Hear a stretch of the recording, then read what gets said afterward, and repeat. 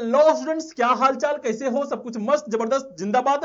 Today हम in the 10th lecture of one shot series of nutrition and dietetics. और इससे पहले जो है हम लोगों ने देखा था मीनू प्लानिंग के बारे में। मीनू प्लानिंग क्या होता है, किस तरीके से होता है, क्या उसके कैरेक्टरिस्टिक होते हैं, किस तरीके से मीनू प्लानिंग किया जाता है, इन सभी चीजों के बारे में जो है हम लोगों ने डिटेल से देखा था। ठीक है, तो आज के लेक्चर में जिस टॉपिक को हम लोग पढ़ने वाले हैं उस टॉपिक का नाम है न्यूट्रिशनल डिफिशियंसी डिसऑर्डर। क्या नाम है? Nutritional deficiency disorder. जैसा इसका नाम है वैसा ही जो है इसका काम है। तो अगर किसी के बॉडी में जो है किसी पार्टिकुलर तरीके के न्यूट्रिशनल डिफिशियंसी होते हैं तो वहां पर जो है न्यूट्रिशनल डिफिशियंसी डिसऑर्डर हमको देखने को मिलेंगे। ठीक है, तो बिना समय को बर्बाद करते हुए हम लोग सबसे फर्स्ट लाइन चलते हैं और यहां पर सबसे पहले हम लोग ये देख लेते हैं कि हम लोग जो है आज के लेक्चर में कौन कौन से चीज पढ़ने वाले हैं। तो सबसे पहले यहां पर हम लोग देखेंगे व्हाट इज न्यूट्रिशनल डिफिशियंसी। ये न्यूट्रिशनल डिफिशियंसी होता क्या है, सबसे पहले जो है हम लोग इसको समझेंगे। नेक्स्ट है प्रोटीन एनर्जी माल न्यूट्रिशन, जो कि जो है हमारा फर्स्ट टॉपिक होगा, पीईएम। और यहां पर काउजेज ऑफ पीईएम के बारे में बात करेंगे, discuss cycle of mall nutrition के बारे में बात करेंगे और इसी के अंदर में आ जाएगा kwashiorkor disease and marasmus disease. और इन सभी के बारे में जो है हम लोग यहां पर बात करने वाले हैं। ठीक है, सेकेंड नंबर में देखने को मिलेंगे सीवियर एक्यूट माल न्यूट्रिशन, जिसको बोलते हैं एसएएम। और यहां पर हम लोग बात करेंगे इसके काउजेस क्या होते हैं, साइन एंड सिम्टम्स क्या होते हैं, nurses role in preventing malnutrition किस तरीके से किया जाता है, इन सभी के बारे में हम लोग यहां पर बात करने वाले हैं। ठीक है, नेक्स्ट यहां पर देखने को मिलता है चाइल्डहुड ओबेसिटी। ठीक है, ये थर्ड नंबर को देखने को मिलेगा, चाइल्डहुड ओबेसिटी, पीडियाट्रिक ओबेसिटी के बारे में बात करेंगे। और यहां पर जो किस तरीके के डिफिशियंसी होते हैं तो ये सब चीज जो है देखने को मिलते हैं, काउजेस क्या होते हैं, साइन एंड सिम्टम्स क्या होते हैं, इन सब के बारे में बात करेंगे। एंड नेक्स्ट होगा विटामिन डिफिशियंसी डिजीज और नेक्स्ट होगा मिनरल डिफिशियंसी डिजीज। और यहां पर जो है role of nurses in prevention के बारे में हम लोग बात करेंगे कि किस तरीके से जो है इन सभी को हम लोग प्रिवेंशन कर सकते हैं और बच्चे को जो है ये सब चीज से बचाया जा सकता है। ठीक है, तो हम लोग जो है इतने सारे टॉपिक को जो है आज डिटेल से पढ़ने वाले हैं। लेक्चर थोड़ा लंबा होगा लेकिन अच्छे से पढ़ना है, समझना है और सीखना है और यहां पर जो थोड़ा सा भी जल्दीबाजी नहीं करना है। ठीक है, तो हम लोग सबसे फर्स्ट लाइन में चलते हैं और यहां पर देखते हैं सबसे फर्स्ट टॉपिक को, जहां पर दिया गया है व्हाट इज न्यूट्रिशनल डिफिशियंसी। अब हम लोग बात करने वाले हैं न्यूट्रिशनल डिफिशियंसी के बारे में। तो न्यूट्रिशनल डिफिशियंसी होता क्या है, तो यहां पर जो सबसे फर्स्ट लाइन कहा गया है वो यहां पर सिंपल तरीके से कहा गया कि nutritional deficiency happen when the body doesn't get enough essential nutrition like vitamins, minerals, proteins, carbohydrates और फैट। यहां पे कह रहा है कि अगर तुम्हारे बॉडी को जो है किसी भी तरीके का एसेंशियल न्यूट्रिशन जो है अच्छे तरीके से नहीं मिलता है तो उसका जो है तुम्हारे बॉडी में डिफिशियंसी हो जाएगा और यहां पर जो है न्यूट्रिशनल डिफिशियंसी देखने को मिलेंगे। हो सकता है कि वो विटामिन हो जाए, हो सकता है मिनरल्स हो जाए, हो सकता है प्रोटीन हो, कार्बोहाइड्रेट्स हो या फिर फैट्स हो। अगर किसी भी चीज का डिफिशियंसी यहां पर देखने को मिलेंगे तो उस तरीके के न्यूट्रिशनल डिफिशियंसी जो है तुम्हारे बॉडी में हो जाएंगे और वहीं से जो है अलग अलग तरीके के डिसऑर्डर्स जो है तुम्हारे बॉडी में देखने को मिलेंगे। ठीक है, अब यहां पर कहा जा रहा है कि this imbalance between nutrition intake and metabolism leads to malnutrition और डिजीज। क्या कहा जा रहा है, ये इनबैलेंस जो होता है जहां पर न्यूट्रिशन का जो है इनटेक कम हो रहा है और यहां पर मेटाबॉलिज्म जो है ज्यादा हो रहा है। मतलब जो है तुम बहुत कम मात्रा में अपने अंदर ले रहे हो लेकिन तुम्हारे बॉडी को जो है इसका ज्यादा नीड्स है, इसका ज्यादा जरूरत है। तो यहां पे क्या होगा, यहां पे माल न्यूट्रिशन देखने को मिलेंगे और इस कारण से जो है अलग अलग तरीके के डिजीज जो है तुम्हारे बॉडी में हो जाएंगे। It can occur due to deficiency और एक्सेस ऑफ न्यूट्रिएंट्स। ये क्यों होता है, अगर तुम्हारे बॉडी में जो है डिफिशियंसी हो जाए किसी पार्टिकुलर मिनरल्स का, किसी पार्टिकुलर विटामिन्स का, किसी पार्टिकुलर न्यूट्रिएंट्स का, यहां पर डिफिशियंसी देखने को मिलेंगे। और अगर जो है यही चीज ज्यादा हो जाता है तो वहां पर जो है एक्सेस देखने को मिलेंगे और इस कारण से टॉक्सिसिटी कॉज हो जाते हैं। ठीक है, अब यहां पर एक पिक्चर दिया गया है जहां पर दिखाया गया है कि किस तरीके से इस इंसान के बॉडी में जो है न्यूट्रिशन का डिफिशियंसी है, इस कारण से इसका बॉडी जो है प्रॉपर तरीके से काम नहीं कर पा रहा है, इसका बैटरी जो है लो हो गया है। ठीक है, यह समझाने का प्रयास किया गया है। ओके, अब यहां पर हम लोग नेक्स्ट चलते हैं और यहां पर हमें देखने को मिलता है एक पिक्चर, एक डायग्राम देखने को मिल रहा है, एक ग्राफिकल रिप्रेजेंटेशन यहां पर देखने को मिल रहा है। अब यहां से हम लोग क्या समझने वाले हैं, यहां से हम लोग समझने वाले हैं कि जो डिफिशियंसी डिसऑर्डर्स हो रहे हैं उसके कॉजेस क्या है। ओके, अगर हम इस पिक्चर को ध्यान से देखते हैं तो यहां पर समझाने का प्रयास किया गया है माल न्यूट्रिशन को। किसके बारे में, माल न्यूट्रिशन को। मींस जो है बॉडी में जो है न्यूट्रिशन की डिफिशियंसी हो रही है। अब सबसे बीच में दिया गया है पॉवर्टी। पॉवर्टी का मतलब क्या होता है, पॉवर्टी का मतलब होता है गरीबी। इंसान जो है गरीब है, उसके पास क्या है, पैसे नहीं है। जब इंसान के पास पैसे नहीं है तो क्या होता है यहां पे, insufficient supply of protein, energy and macronutrients में से वो जो है अच्छे तरीके से प्रोटीन नहीं ले पाता है, अच्छे तरीके से एनर्जी नहीं ले पाता है। क्यों नहीं ले पाता है, क्योंकि उसके पास पैसे नहीं है और उतना अच्छा अच्छा फूड को वो नहीं खा सकता है। ये पहले कॉजेज हो गए जो कि पॉवर्टी के रिलेटेड ही है। नेक्स्ट क्या है, severe and frequent infection, diarrhoea, pneumonia. और अगर जो है वो इस तरीके के सारे प्रोटीन्स, एनर्जी एंड मैक्रोन्यूट्रिएंट्स को नहीं लेगा तो क्या होगा, उसका इम्यूनिटी कमजोर हो जाएगा, उसके बॉडी में जो है उतना ज्यादा इम्यूनिटी नहीं रहेगा, उतना ज्यादा क्षमता नहीं रहेगा, तो क्या होगा, वहां पर जो इन्फेक्शन आने शुरू हो जाएंगे। ठीक है, तो ये दोनों क्या है, ये दोनों जो है एक दूसरे के रिलेटेड हैं। अगर सही तरीके से न्यूट्रिशन नहीं लेगा तो बॉडी तुम्हारा कमजोर हो जाएगा। नेक्स्ट क्या कह रहा है, इसी पॉवर्टी के कारण जो है insufficient child and maternal care, अगर जो है मां पिताजी के पास जो है पैसे नहीं है तो अपने बच्चे का सही तरीके से केयर नहीं कर पाएगा, अच्छे तरीके से दूध नहीं पिला पाएगा, अच्छे तरीके से न्यूट्रिशनल फूड्स जो है उसको नहीं दे पाएगा। ठीक है, नेक्स्ट कहा जा रहा है लिटिल एजुकेशन ऑफ ओमेन, और अगर जो है इंसान के पास पैसे नहीं रहेंगे तो यहां पर जो है ओमेन को शिक्षा नहीं मिल पाएगा। और जहां तक हम लोग जानते हैं कि यहां पर जो है मेन को भी जो है ज्यादा शिक्षा नहीं मिल पाता है अगर इंसान पॉवर्टी के शिकार में रहता है तो, अगर गरीबी के शिकार में रहता है तो। ठीक है, नेक्स्ट यहां पर कहा जा रहा है अनहेल्दी इन्वायरमेंट, अगर गरीब है तो उसका घर का वातावरण जो है उतना स्वच्छ नहीं रहेगा, नाला रहेगा, अगल बगल जो है पूरा गंदगी रहेगा, अच्छा जगह नहीं रहेगा, तो अनहेल्दी इन्वायरमेंट वहां पर देखने को मिलेंगे। नेक्स्ट है insufficient house hold food security, और यहां पर क्या होता है कि जो फूड सिक्योरिटी होता है, अच्छा फूड लेके आना है, साफ सुथरा फूड लेके आना है, इस चीज की कमी रहेगी। और फिर इसी के कारण क्या होगा, insufficient supply of protein, energy और मैक्रोन्यूट्रिएंट्स जो है हमें देखने को मिलेंगे, और इसके कारण जो है फिर यहां पर जो है इन्फेक्शन होने के चांस जो है हो जाएंगे। नेक्स्ट नीचे दिया गया है malfunctioning of society, injustice, war, natural disasters, अगर किसी तरीके के सोसाइटी में बदलाव होते हैं, कुछ गड़बड़ी होता है, इनजस्टिस होता है, किसी के साथ न्याय नहीं होता है, कहीं पर जो है युद्ध हो जाते हैं, कहीं पर जो है नेचुरल डिजास्टर हो जाते हैं, तो उस कारण से क्या होता है, उस कारण से वहां पर जो है गरीबी देखने को मिलता है। ओके, तो ये सारे कारण जो भी हो सकते हैं उस कारण से गरीबी देखने को मिलेंगे, और गरीबी के कारण जो है इतने सारे चीज हमको देखने को मिलते हैं जिस कारण से जो है माल न्यूट्रिशन हमें देखने को मिलता है। और यहां पर जो माल न्यूट्रिशन होंगे ये माइल्ड हो सकते हैं, मॉडरेट हो सकते हैं, या फिर सीवियर तरीके के हो सकते हैं, जहां पे मरासमस और क्वाशियोर्कर जैसे डिजीज जो है देखने को मिलते हैं। तो इस दोनों डिजीज के बारे में हम लोग आगे चल करके जो है अच्छे तरीके से पढ़ने वाले हैं इसी वाले लेक्चर्स में। ओके, तो इन सभी को हम लोग कहते हैं मैक्रोन्यूट्रिएंट डिफिशियंसी डिसऑर्डर। ठीक है, तो हम लोगों ने जो है इसको समझने का प्रयास किया कि आखिर क्या ये जो है ये पिक्चर हमको बताना चाहता है। अब हम लोग नेक्स्ट चलते हैं और यहां पर हम लोग देखते हैं नेक्स्ट टॉपिक को, जहां पे दिया गया है प्रोटीन, एनर्जी, माल न्यूट्रिशन, जिसको बोला जाता है पीईएम। बहुत इंपॉर्टेंट है, बहुत इंटरेस्टिंग भी है। ओके, तो सबसे पहले हम लोग जानते हैं कि प्रोटीन, एनर्जी, माल न्यूट्रिशन होता क्या है। तो यहां पर सिंपल तरीके से बोला जा रहा है प्रोटीन, एनर्जी, माल न्यूट्रिशन मींस हमारे बॉडी में प्रोटीन की डिफिशियंसी हो रही है, हमारे बॉडी में जो है एनर्जी की डिफिशियंसी हो रही है। एनर्जी का मतलब क्या होता है, एनर्जी का मतलब होता है कि हमारे बॉडी में कार्बोहाइड्रेट की डिफिशियंसी हो रही है। ओके, तो यहां पर डेफिनेशन के तौर पे कहा गया PEM is a condition caused by the deficiency of protein and the calories and the energy leading to serious health problems, और इस कारण से जो है बहुत ज्यादा सीरियस हेल्थ प्रॉब्लम्स देखने को मिलते हैं, specially in children under 5 year. 5 साल के कम वाले बच्चे में जो है ये सारे डिजीज जो है देखने को मिलते हैं, प्रोटीन, एनर्जी, माल न्यूट्रिशन वाले डिजीज। ओके, और इसको जो है शॉर्ट फॉर्म में बोलते हैं पीईएम। तो अगर डायरेक्टली पूछा जाता है कि पीईएम क्या है, इसका फुल फॉर्म होता है प्रोटीन, एनर्जी, माल न्यूट्रिशन। क्या होता है, तो प्रोटीन एंड एनर्जी का जो है डिफिशियंसी हो जाता है, that is called the protein, energy, mall nutrition. Okay, अब यहां पर जो कुछ पिक्चर दिए गए हैं अफ्रीका का है, यहां पर सारे बच्चे जो है पीईएम के शिकार में है। ठीक है, नेक्स्ट यहां पर हमें देखने को मिलता है एपिडेमियोलॉजी। अगर हम लोग बात करते हैं एपिडेमियोलॉजी का कुछ डाटा के बारे में, यहां पर कहा गया है most common in developing countries like India.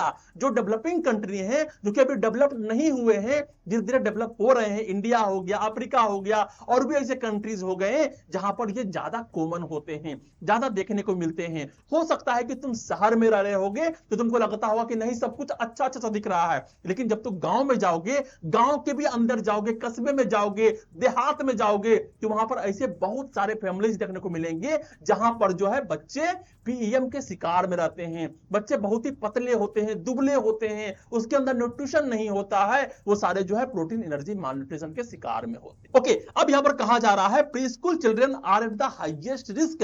वैसे बच्चे जो कि जो है अभी तक जो है स्कूल जाना शुरू नहीं किए हैं, वो सबसे ज्यादा हाईएस्ट रिस्क में होते हैं। और जहां पर एक डाटा दिया गया है कि 43.8% है मॉडरेट मालन्यूट्रिशन। जितने भी बच्चे हैं जो कि प्री स्कूल में हैं, उसमें से 43.8% बच्चे जो है मॉडरेट माल न्यूट्रिशन के शिकार होते हैं। पूरा सीवियर नहीं बोला जा रहा है, लेकिन मॉडरेट में बोला जा रहा है। नेक्स्ट कहा जा रहा है कि जो 8.7% बच्चे हैं वो सीवियर माल न्यूट्रिशन के शिकार में होते हैं।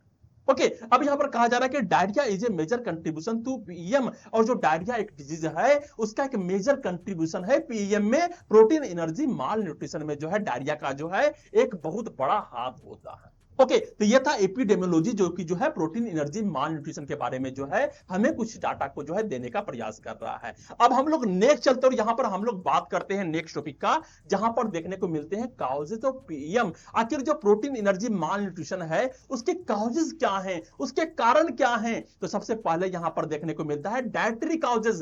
डाइटरी काउजेस का मतलब क्या होता है कि इंसान को जो है अच्छे तरीके से खाने को नहीं मिल रहे हैं, उसको भोजन पर्याप्त मात्रा में नहीं पा रहा है। तो इनएडिक्वेट इनटेक को प्रोटीन एंड कैलोरी, उसको जो है प्रोटीन एंड कैलोरी को जो है सही तरीके से इनटेक नहीं मिल रहा है। नेक्स्ट यहां पर देखने को मिल रहा है poor breast feeding practices, low breast milk quantity in malnourished mother. अब यहां पर अगर बच्चे को जो है सही तरीके से ब्रेस्ट मिल्क नहीं प्रोवाइड किया जाएगा, अगर उसको दूध नहीं पिलाया जाएगा, अब यहां पर दूध पिलाए भी तो कैसे पिलाए? मां के अंदर भी तो न्यूट्रिशन होना चाहिए। अगर जो मां है, जो मदर है, वही सही तरीके से खाना नहीं खा रही है, उसी के अंदर जो है न्यूट्रिशन की डिफिशियंसी है, तो वहां पर जो है दूध बनेगा ही नहीं। अगर मां के अंदर दूध बनेगा ही नहीं तो बच्चे खाएंगे क्या? तो यहां पर जो है मां भी जो है चली जाएगी पीईएम में, और यहां पर बच्चे भी चले जाएंगे पीईएम में। तो पहला होता है डाइटरी काउजेस। सेकंड क्या है? Social and economic factor. क्या है? Social and economic factor. यहां पे सोसाइटी एंड इकोनॉमी का जो है बहुत बड़ा हाथ होता है। पॉवर्टी, गरीबी, लो फूड अवेलेबिलिटी। अगर जो है इंसान गरीब रहेगा तो वो अच्छे तरीके से फूड को खरीद के नहीं खा सकता, वो सेब नहीं खा सकता, वो अंगूर नहीं खा सकता, उसको सिर्फ जो है आलू मिल जाएगा। और क्या मिल जाएगा? क्या मिल जाएगा? यहां पर जो है चावल मिल जाता है, रोटी मिल जाता है, उसी में वो खुश हो जाता है, क्योंकि वो ज्यादा जो है साधन को नहीं जुटा सकता। ठीक है, अब यहां पर देखने को मिल रहा है in proper food distribution in family. अगर मान लेते हैं फूड आ भी जाता है तो यहां पर सही तरीके से डिस्ट्रीब्यूशन नहीं होता है, क्योंकि फैमिली मेंबर जाता है और कमाने वाले कम है, किसी को एक मिला, किसी को दो मिला, तो ये भी जो है बहुत बड़ा फैक्टर होता है। नेक्स्ट है पेरेंटल इलिटरेसी। यहां पर जो माँ बाप है वो गरीब है, तो अच्छे तरीके से पढ़े लिखे नहीं है, उसको एडुकेशन नहीं है कि क्या खरीद के खाना है और क्या नहीं खाना है। नेक्स्ट है misconception about feeding during illness. उसको जो है कुछ मिसकंसेप्शन है कि जब बीमारी होता है तो किस समय जो है क्या खाने होते हैं, क्या नहीं खाने होते हैं, कौन सी बीमारी क्या होता है, इसके बारे में उसको नहीं पता है। तो ये भी एक बहुत बड़ा फैक्टर होता है पीईएम का। ठीक है, नेक्स्ट यहां पर देखने को मिलता है इन्वायरमेंटल फैक्टर। इन्वायरमेंटल फैक्टर के बारे में जब बात करते हैं तो over crowding and poor sanitation. जो इंसान होते हैं, जो फैमिलीज होते हैं, ऐसे एरियाज में रहते हैं, ऐसे झुग्गी झोपड़ी में रहते हैं जहां पर ओवर क्राउडिंग होता है। छोटे छोटे जगह पे बहुत ज्यादा क्राउड में जो है लोग रह रहे हैं। पुअर सैनिटेशन है, मतलब जो है वहां पर साफ सफाई का कोई भी जो है लेना देना नहीं है। तो ऐसे में क्या होगा? ऐसे में इंफेक्शन होने का चांस होता है, जैसे कि डायरिया हो गया, जैसे कि रेस्पिरेटरी डिजीज हो गए। तो ये सारे इन्फेक्शन जब होंगे तो वहां पर जो है ये सारे जो है पीईएम जो है देखने को मिलते हैं। ठीक है, नेक्स्ट यहां पर आता है बायोलॉजिकल फैक्टर। बायोलॉजिकल फैक्टर की जब बात करते हैं तो यहां पर देखने को मिलता है maternal malnutrition, baby is born weak. अगर मां को सही तरीके से न्यूट्रिशन नहीं रहेगा, मां ही जो है न्यूट्रिशनल डिफिशियंसी में रहेगी, तो वहां पर बच्चे को भी जो है सही तरीके से यहां पर न्यूट्रिशन नहीं मिल पाएगा, जिस कारण से क्या होगा? बच्चे ही जो है कमजोर पैदा होंगे, वो पहले से ही जो है वीक पैदा होंगे। इन्फेक्शियस डिजीज होने के चांसेस होते हैं जो उसके इम्यूनिटी को रिड्यूस कर देते हैं। और यहां पे क्या होता है? इनएडिक्वेट न्यूट्रिशन रोजन कंडीशन। और जैसे ही जो है वो और भी कम मात्रा में न्यूट्रिशन को लेगा तो वैसे वैसे जो है उसका जो है कंडीशन और ज्यादा खराब होते जाएंगे और अलग अलग तरीके के डिजीज जो है उसके बॉडी के अंदर आते जाएंगे। ठीक है, तो that's all are the causes of PM, protein energy malnutrition. Next यहां पर आ रहा है फ्री रेडिकल एंड एफ्लेक्टोक्सिन। ये क्या होता है, अगर बॉडी में जो है डिफिशियंसी है विटामिन ए का, विटामिन सी का, विटामिन ई का, तो क्या होता है, body can not fight free radicals. जो हमारे बॉडी में फ्री रेडिकल्स होते हैं, जो अलग अलग तरीके के पैथोजेंस भी होते हैं, उससे सही तरीके से नहीं लड़ पाते हैं। This damages liver cell to contribute to kwashiorkor,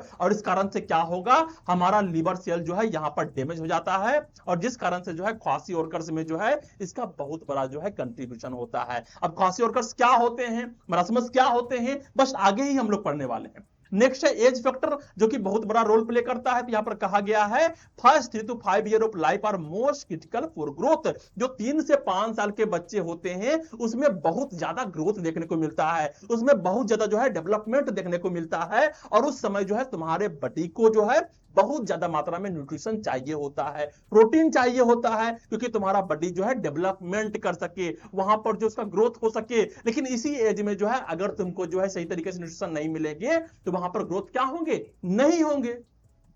ठीक है, तो यहां पे कहा जा रहा है कि एल्डरली में also suffer due to digestive system changes, और यहां पर अगर जो है वो बड़े हो भी जाते हैं तो उसके बाद भी जो है उसके अंदर जो है डाइजेस्टिव सिस्टम चेंजेस जो है देखने को मिलते हैं, वहां पे प्रॉब्लम्स देखने को मिलते हैं।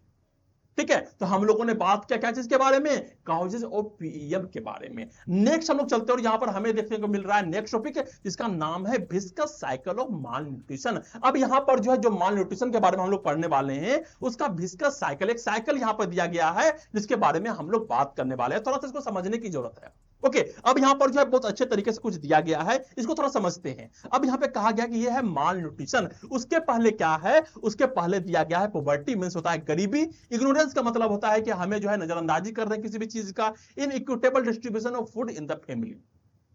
ओके, तो जो फैमिली है वो जो है गरीबी में है, वो जो है इग्नोरेंस कर रहा है किसी पार्टिकुलर चीज को, उसके पास नॉलेज नहीं है कि किस तरीके से खाना है, किस तरीके से नहीं खाना है, या फिर जो है परिवार बड़ा है और कमाने के संसाधन जो है बहुत कम है, तो वहां पर सही तरीके से फूड नहीं मिल पा रहा है। तो इस कारण से क्या होगा, इस कारण से माल न्यूट्रिशन देखने को मिलेंगे। जो वहां पर जो भी फैमिली मेंबर होंगे उसको सही तरीके से न्यूट्रिशन नहीं मिल पाएगा। ठीक है, तो अब क्या होगा, यहां पर जो है नेक्स्ट देखने को मिल रहा है कि एट्रोफी ऑफ गट म्यूकोसा। जो गट म्यूकोसा है, जो तुम्हारे स्टोमक के अंदर वाले जो मेम्ब्रेन है, वहां पर एट्रोफी होने शुरू हो जाएंगे, वहां के सेल जो है डिजनरेट करने शुरू हो जाएंगे। और क्या होगा, डिमिनेंस रेजिस्टेंस ऑफ इन्फेक्शन, यहां पर तुम्हारा इम्यूनिटी जो है धीरे धीरे क्या होगा, रिड्यूस कर जाएगा, जिस कारण से जो है इन्फेक्शन जो है तुम्हारे बॉडी के अंदर आने शुरू हो जाएंगे। और इस दोनों के कारण क्या होता है, प्रोलिफरेशन ऑफ एंटेरिक बैक्टीरिया। तुम्हारे जो एंटेरिक बैक्टीरिया होता है वो और भी ज्यादा जो है प्रोलिफरेशन करना शुरू कर जाते हैं, तुम्हारे बॉडी में जो है बैक्टीरिया का संख्या जो है बढ़ना शुरू हो जाता है।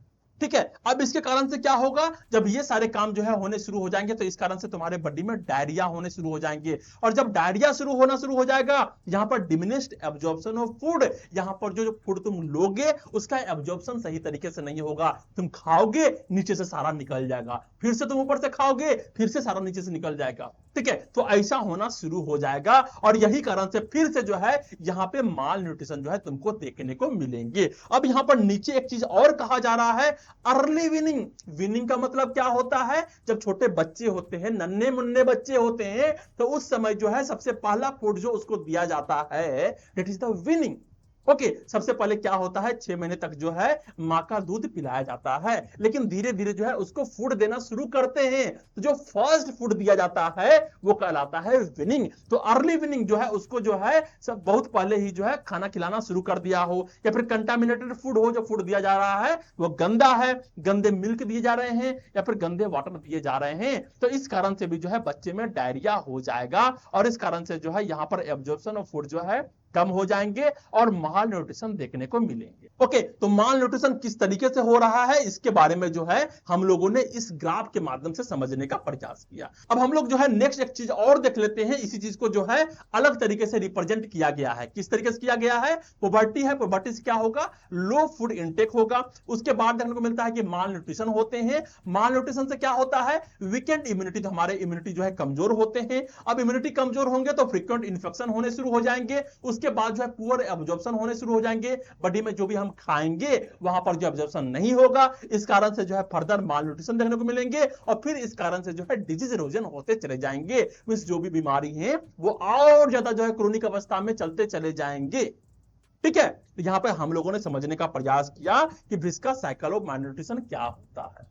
ठीक है, अब हम लोग नेक्स्ट चलते हैं, यहां पर हम लोग को देखने को मिल रहा है नेक्स्ट टॉपिक जिसका नाम है टाइप्स ऑफ पीईएम। अब जो है हम लोग प्रोटीन एनर्जी माल न्यूट्रिशन के जो है टाइप्स के बारे में पढ़ने वाले हैं। तो सबसे पहला टाइप जो हम लोग पढ़ने वाले हैं उसका नाम है मरस्मस। क्या नाम है? मरस्मस। अब इसको थोड़ा सा जो है तुमको ध्यान से समझना है, सुनना है, याद करना है, क्योंकि ये इंपॉर्टेंट है, इंपॉर्टेंट है। ठीक है, यहां पे कहा जा रहा है मरस्मस का मतलब क्या होता है? मरस्मस का मतलब होता है सिवियर लैक ऑफ कैलोरी। क्या कहा जा रहा है? यहां पर जो पूरे तरीके से जो है कैलोरी का लेस हो गया है। और कैलोरी का मतलब क्या होता है? कैलोरी का मतलब होता है कार्ब, कैलोरी का मतलब होता है प्रोटीन, कैलोरी का मतलब होता है फैट। मींस उसके बॉडी में जो है, बच्चे के बॉडी में जो है पूरे तरीके से जो है कैलोरी का डिफिशियंसी हो गया है, कार्बोहाइड्रेट का भी डिफिशियंसी हो गया है एंड प्रोटीन का भी डिफिशियंसी हो गया है, फैट का भी डिफिशियंसी हो गया है। अब यहां पे कहा जा रहा है कि किस किस को ये होता है?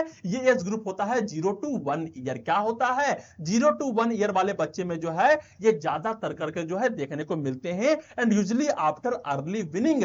वैसे बच्चे जिसको जो है विनिंग जो है बहुत पहले ही करवा दिया जाता है, ऐसे बच्चे में भी जो है ये देखने को मिलते हैं।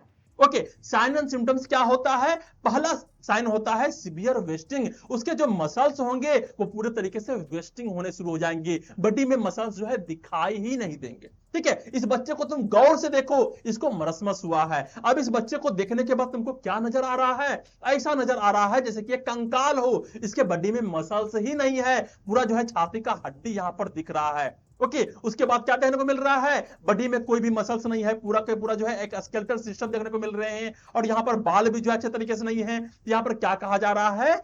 Skin and bone visible. यहां पर जो चमड़ी होंगे और जो हड्डियां होंगे तो पूरे तरीके से दिखाई देंगे एंड ये जो है ओल्ड मैन की तरह दिखाई देगा और इसके फेस जो है एक मंकी की तरह दिखाई देता है, बंदर की तरह से जो है दिखना शुरू हो जाते हैं।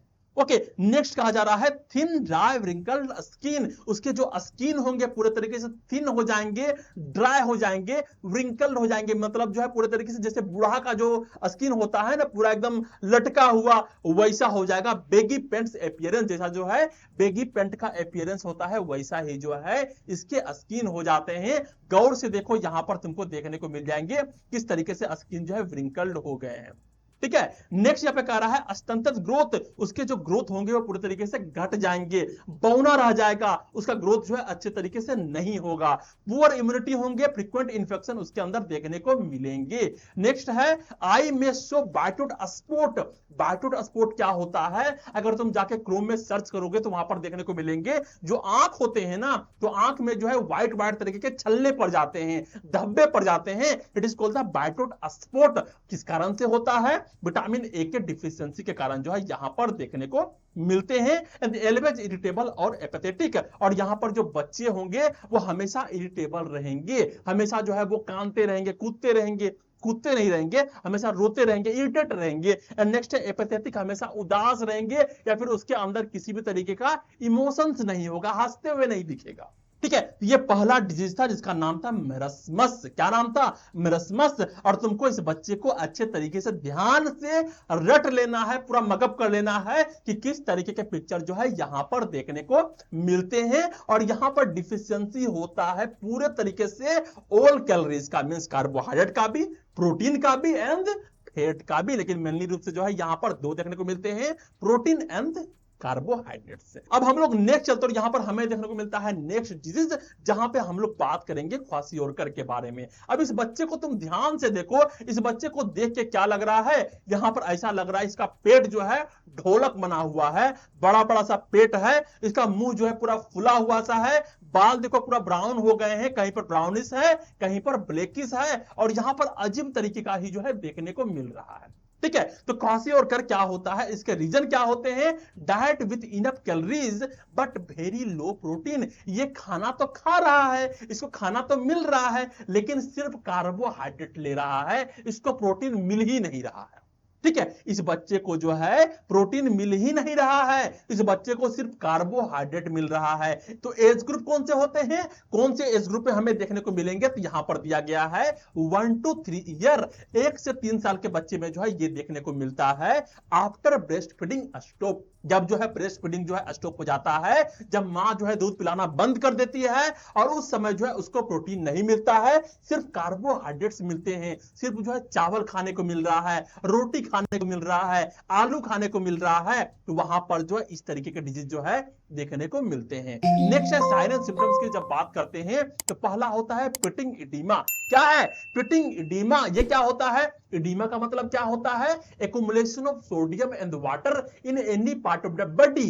ठीक है, तुम्हारे बॉडी के कोई भी हिस्से में जो है अगर एक्युमुलेशन हो जाए, जमाव हो जाए, क्या चीज का, वाटर एंड साल्ट का, वाटर एंड सोडियम का, तो वहां पर जो है यहां पर इडेमा देखने को मिलते हैं। तो पिटिंग इडेमा में क्या होगा, starting in feet then whole body. अब यहां पे क्या होता है कि अगर ये तुम्हारे स्किन है, ठीक है, अब स्किन में क्या है कि ये जो है हम लोग इसको दाबने के बाद क्या होता है कि फिर से अपना स्ट्रक्चर में चला आता है। ठीक है, लेकिन अब क्या होगा, अगर मैंने दाबा, इसको दाबने के बाद जो है वो उसी शेप में रह जाए, वो ऊपर नहीं आए, ठीक है, दबे हुए रह जाए, दैट इज कॉल्ड द इडेमा। और पिटिंग इडेमा जो है फिट में होते हैं, पैर में होते हैं। अगर पैर के मसल्स में जाके हम लोगों ने उंगली से दाबा और दाबने के बाद देखेगा कि ये दबा हुआ ही रह जाएगा, बहुत स्लोली तरीके से वो ऊपर आएगा, that is called the pitting oedema. ठीक है, क्यों हो रहा है, क्योंकि वहां पर जो है वाटर एंड सोडियम का एक्युमुलेशन हो गया है, जमाव हो गया है। ठीक है, नेक्स्ट यहाँ पर देखने को मिल रहा है मून शेप्ड फेस। उसके जो फेस होंगे वो मून शेप के हो जाएंगे, चांद वाला चेहरा हो जाएगा। ठीक है, ड्यू टू स्वेलिंग, क्योंकि जो है उसका चेहरा जो है पूरा फूल जाएगा। तुम देख रहे हो इसका चेहरा पूरा फुला हुआ सा है।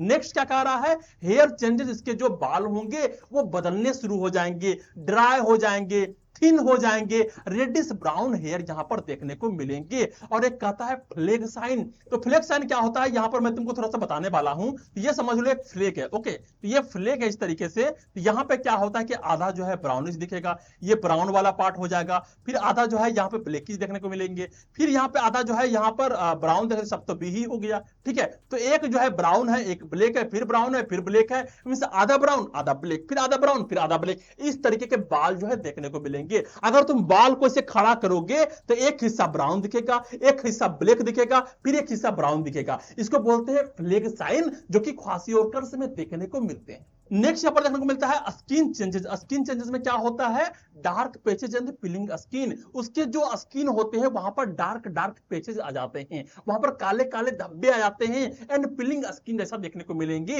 इससे लगेगा उसका स्किन जो है उखाड़ता हुआ जा रहा है। जो मछली के स्किन होते हैं ना, पूरा दम फटा फटा सा, उस टाइप के जो है वहां पर देखने को मिलते हैं। नेक्स्ट है distended abdomen due to liver enlargement, क्योंकि जो है इसका लिवर जो है इलार्ज हो गया है, वहां पर फैट के डिपोजिशन हो गए हैं, इस कारण से जो है उसके जो एब्डोमेन है यहां पर गोल गोल जो है ढोलक जैसा बन जाते हैं। ठीक है, नेक्स्ट कहा जा रहा है पुअर एपेटाइट, इसको जो है भूख नहीं लगेगा, एपेटाइट नहीं आएगा। नेक्स्ट है फ्रीक्वेंट डायरिया, इसको जो है डायरिया भी देखने को मिलेंगे, और इसके अंदर जो है इन्फेक्शन भी जो है ज्यादातर करके जो है देखने को मिलते हैं। नेक्स्ट है डिलेड प्यूबर्टी, इसका प्यूबर्टी जो है बहुत ही डिलेड से आता है, रिप्रोडक्टिव एज में जो है बहुत जो है ये डिलेड करके पहुंचते हैं। नेक्स्ट है लो इम्यूनिटी, इसका इम्यूनिटी लो हो जाएगा, और इस कारण से जो है इन्फेक्शन यहां पर जो है आने के चांस जो है बहुत ज्यादा बढ़ जाएंगे।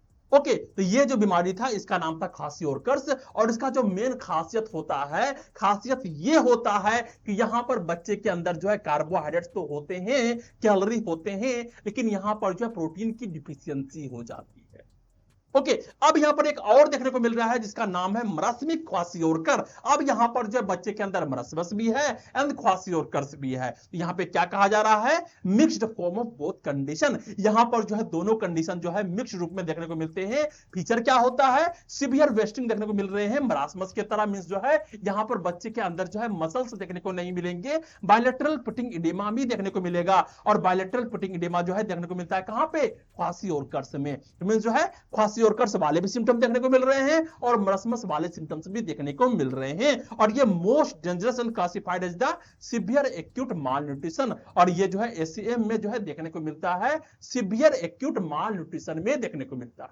ओके, तो हम लोगों ने जो है अलग अलग टाइप के जो है प्रोटीन एनर्जी माल न्यूट्रिशन के बारे में जो है अच्छे तरीके से पढ़ा, समझा और जाना। अब यहां पर हम लोग नेक्स्ट चलते हैं और हम लोग बात करने वाले हैं कंपैरिजन टेबल। अब इस दोनों को जो है हम लोग एक बार कंपैरिजन कर लेते हैं, ठीक है। यहां पर फीचर दिए गए हैं, मरासमस दिए गए हैं एंड क्वासियोरकस दिए गए हैं, ठीक है। इसको स्पीडली तरीके से मैं तुमको बताता हूं कि मैं इसको पढ़ा चुका हूं। मेन कॉजेस क्या है? टोटल कैलोरी डिफिशियंसी यहां पर देखने को मिलेंगे और यहां पर क्या होंगे? प्रोटीन डिफिशियंसी देखने को मिलेंगे। ये कब होता है? 0 to 1 ईयर में हो देखने को मिलेंगे, ये जो है 1 to 3 ईयर वाले में देखने को मिलेंगे। ये ग्रेजुअली होता है, में जो है धीरे धीरे करके आएंगे। जो मरासमस होता है वो धीरे धीरे करके आता है, लेकिन जो क्वासियोरकस है वो अचानक से देखने को मिलते हैं, ठीक है, अचानक से देखने को मिलेंगे। नेक्स्ट है इडेमा। इडेमा मरासमस में नहीं होगा लेकिन क्वासियोरकस में ये रहेगा। नेक्स्ट है वेट लॉस की जब बात करेंगे तो मरासमस में पूरे तरीके से सीवियर लॉस होगा, क्योंकि ना तो प्रोटीन है ना तो कार्बोहाइड्रेट है, पूरे तरीके से बच्चा सूख गया है, नरकंकाल बन गया है। अब यहां पर क्या होगा? मॉडरेट रूप में होगा।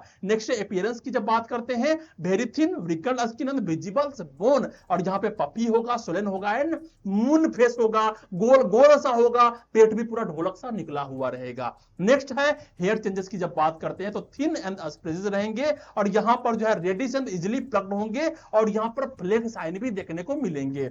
नेक्स्ट है लीवर की बात करेंगे तो यहां पे नॉर्मल रहेगा, लेकिन यहां पर इनलार्ज रहेगा कि फेट का डिपोजिशन हो गया है। यहां पर एपेटाइट की बात करते हैं तो इसको भूख तो लगेगा लेकिन खाना ही नहीं है, लेकिन यहां पर भूख ही नहीं लगेगा। यहां पे स्किन चेंजेस की बात करते हैं तो स्किन चेंजेस जो है रेयर होता है, लेकिन यहां पे फ्रीक्वेंट पेची एंड फीलिंग स्किन जो है देखने को मिलेंगे।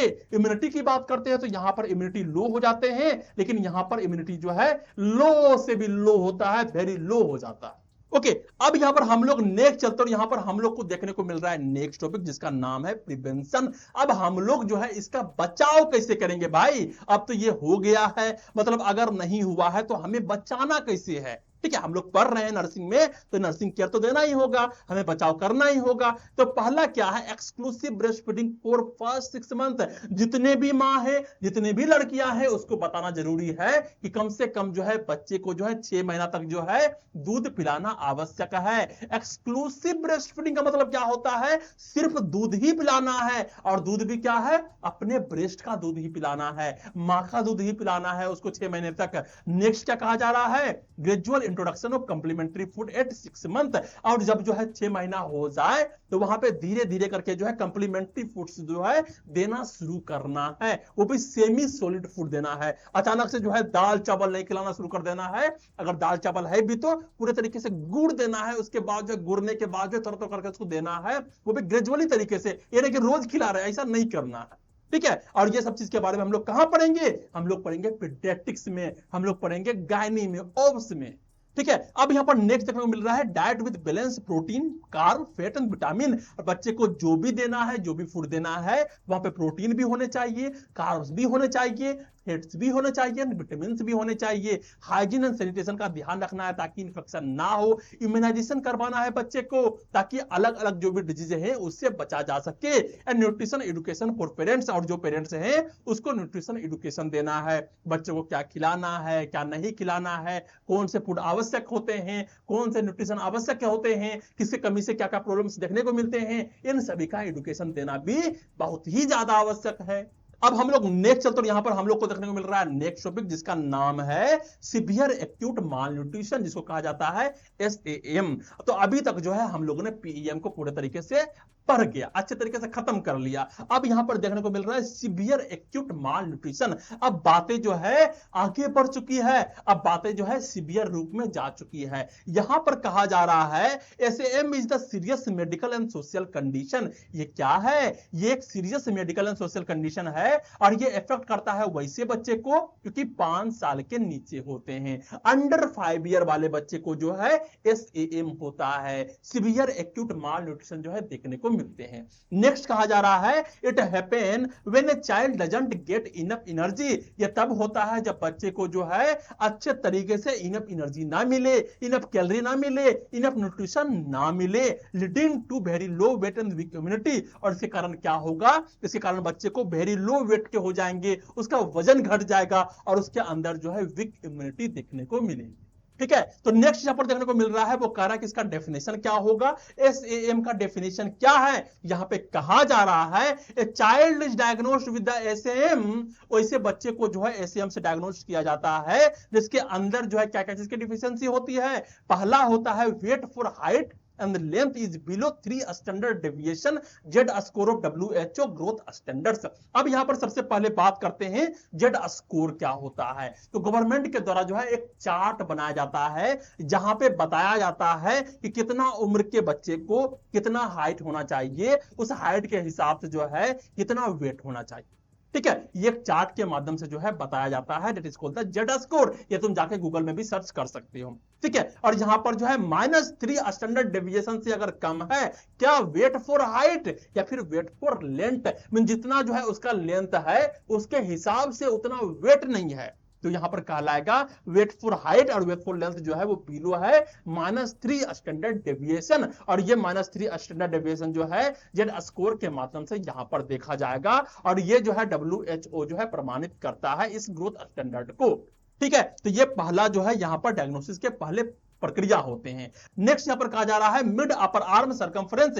ये क्या होता है, MUAC, mid upper arm circumference. ये बाइसेप ट्राइसेप वाला, ये तुम्हारा वाला बाइसेप ट्राइसेप नहीं, ये बच्चे वाला बाइसेप ट्राइसेप। यहां पर जो है हम लोग मिड अपर आर्म सरकमफ्रेंस को जो है क्या करते हैं, नापते हैं। क्या चीज से नापते हैं, फीता से नापते हैं। और ये जो है अगर 115 mm से कम है तो ये जो है सेकंड वाला जो है सिम्टम्स देखने को मिल रहे हैं। नेक्स्ट क्या है, बायलेटरल पिटिंग इडेमा। अगर जो है उसके दोनों पैर में जो है पिटिंग इडेमा हो गया है, वहां पर दाबते हैं तो वो जो है ऊपर नहीं आता है, दबे ही रह जाता है, it is called the pitting oedema. Okay, तो अगर ये तीनों जो है वहां पर देखने को मिल रहे हैं तो हम लोग बोलेंगे कि ये बच्चा को एसएएम हो गया है, मीन सीवियर एक्यूट माल न्यूट्रिशन हो गया है। और जहां पर कुछ जो है इसके पिक्चर दिए गए हैं, तुम देख सकते हो उसके अंदर जो है क्या क्या चीज देखने को मिल रहे हैं। ओके, एक और चीज यहां पर देखने को मिल रहा है कि जो इसका स्किन है ये तुम देखने को लग रहा है कि जैसे कि जो है क्वासियोरकर्स वाले स्किन हो। तो ये जो है ऐसा ही स्किन जो है पिलिंग वाला स्किन जो होता है, जहां पे स्किन जो है उखड़ रहा होता है, ये क्वासियोरकर्स में भी जो है इसी तरीके के जो है देखने को मिलते हैं। ठीक है, अब नेक्स्ट हम लोग चलते हैं, यहां पर हम लोग को देखने को मिल रहा है काउजेस ऑफ एसएएम। आखिर जो एसएएम है इसका काउजेस क्या है, इसका रीजंस क्या है। पहला काउजेस होता है lack of exclusive breast feeding in first 6 month. Same to same causes है, जहां पर 6 महीने तक जो है ब्रेस्ट फीडिंग नहीं करवाया है। और यहां पर कहा जा रहा है कि डाइल्यूटेड लो न्यूट्रिशन कंप्लीमेंट्री फूड, और जो कंप्लीमेंट्री फूड दिया भी गया है वो डाइल्यूटेड था, उसके अंदर जो है न्यूट्रिशन की कमी थी। नेक्स्ट है रिपीटेड इन्फेक्शन, और जो है बहुत बार उसको इन्फेक्शन हो रहा है, स्पेशली डायरिया हो रहा है, रेस्पिरेटरी इलनेस हो रहे हैं, वहां पर भी जो है ये देखने को मिलेंगे। नेक्स्ट है पुअर हाइजीन एंड सैनिटेशन, जहां वो रहता है वहां पर जो है पुअर हाइजीन है, सैनिटेशन सही तरीके से नहीं है, तो उसको जो है रिपीटेड जो है इन्फेक्शन होते चले जाएंगे, और वहां पर भी जो है एसएएम देखने को मिल सकते हैं। नेक्स्ट है poverty and lack of access to nutritious food, वहां पर जो उसके फैमिली है वो गरीब है, वो सही तरीके से न्यूट्रिशियस फूड को जो है जुगाड़ नहीं कर पा रहे हैं, तो भी वहां पर देखने को मिलेंगे। And lack of knowledge about proper feeding practices, अगर जो है क्या खाना है क्या नहीं खाना है, क्या फूड लेने हैं क्या फूड नहीं लेने हैं, उसके बारे में उसको नॉलेज नहीं है, तो भी जो है वहां पर जो है एसएएम होने के चांस जो है बढ़ जाते हैं। ओके, अब यहां पर नेक्स्ट देखने को मिल रहा है वो है व्हाई एसएएम डेंजरस। अब यहां पे कहा जा रहा है कि सर हम तो जान गए कि काउजेस क्या होता है क्यों होता है, पर इतना डेंजरस क्यों है। यहां पे कहा जा रहा है कि increase risk of death in children under 5। कहा जा रहा है कि अगर जो है बच्चे जो है 5 साल के नीचे हैं और अगर जो है ये सब हो जाता है तो बच्चे के मरने के चांस जो है बढ़ जाते हैं। रोजन common illness like diarrhoea, malaria, pneumonia, measles, और ये जो है एक ऐसा कॉमन इलनेस है जो कि उससे भी ज्यादा खतरनाक है, जैसे कि डायरिया हो गया, मलेरिया हो गया, निमोनिया हो गया, मिजल्स हो गया, इससे भी ज्यादा खतरनाक से माना जाता है, और जो कि जो है एक बच्चे की ग्रोथ एंड डेवलपमेंट को जो है डिले कर देता है। बच्चे अच्छे तरीके से ग्रोथ नहीं कर पाएंगे, उसका बॉडी जो है विकसित नहीं हो पाएगा, उसका डेवलपमेंट सही तरीके से नहीं हो पाएगा, उसका हाइट छोटा रह जाएगा, उसका शरीर अच्छे तरीके से फूलेगा नहीं, वो देखने में बच्चा बच्चा सा लगेगा। ठीक है, इसलिए जो है ये कुछ ज्यादा ही डेंजरस है। नेक्स्ट यहां पे कहा जा रहा है नेक्स्ट टॉपिक के रूप में मैनेजमेंट ऑफ एसएएम। जो एसएएम है उसको हम लोग मैनेजमेंट किस तरीके से करेंगे, आखिर भैया इसका हम इलाज किस तरीके से करेंगे। तो यहां पर हम लोग 3 फेज देखेंगे, और उस तीनों फेज में जो है अलग अलग तरीके से जो है हम लोग इलाज करने वाले हैं। ओके, तो जो सबसे पहला फेज यहां पर देखने को मिल रहा है उसका नाम है स्टेबलाइजेशन फेज। क्या नाम है? Stabilization phase. स्टेबलाइजेशन फेज का मतलब क्या होता है?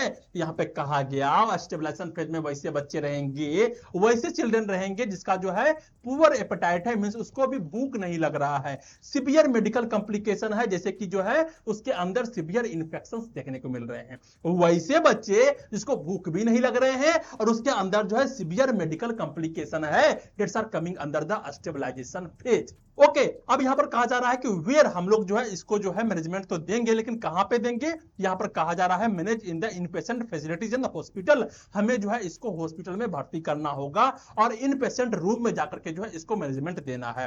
ड्यूरेशन क्या रहेगा? 1 से 2 दिन तक जो है इसको जो है स्टेबलाइजेशन फेज में रखना है। ओके, नेक्स्ट यहाँ पे कहा जा रहा है कि इसका की स्टेप्स क्या होता है। तो पहला स्टेप्स है give a starter diet F75 formula to stabilise metabolism and restore electrolyte balances. यहां पर जो है हम लोग इसको प्रोवाइड करते हैं F75 फार्मूला। F75 फार्मूला क्या होता है भाई, पता है या फिर नहीं पता है? तो यहां पर एक डब्बा होता है, उसमें क्या होते हैं? कुछ चूर्ण होता है। चूर्ण क्या होता है? वहां पे पाउडर्स होते हैं और उसको जो है 100 ml वाटर में जो है घोला जाता है। ठीक है, तो अगर जो है उसको हम लोग 100 ml का जो है एक ग्लास बनाते हैं तो वहां पर 100 ml में जो है 75 कैलोरीज देखने को मिलेंगे। कितना देखने को मिलेंगे?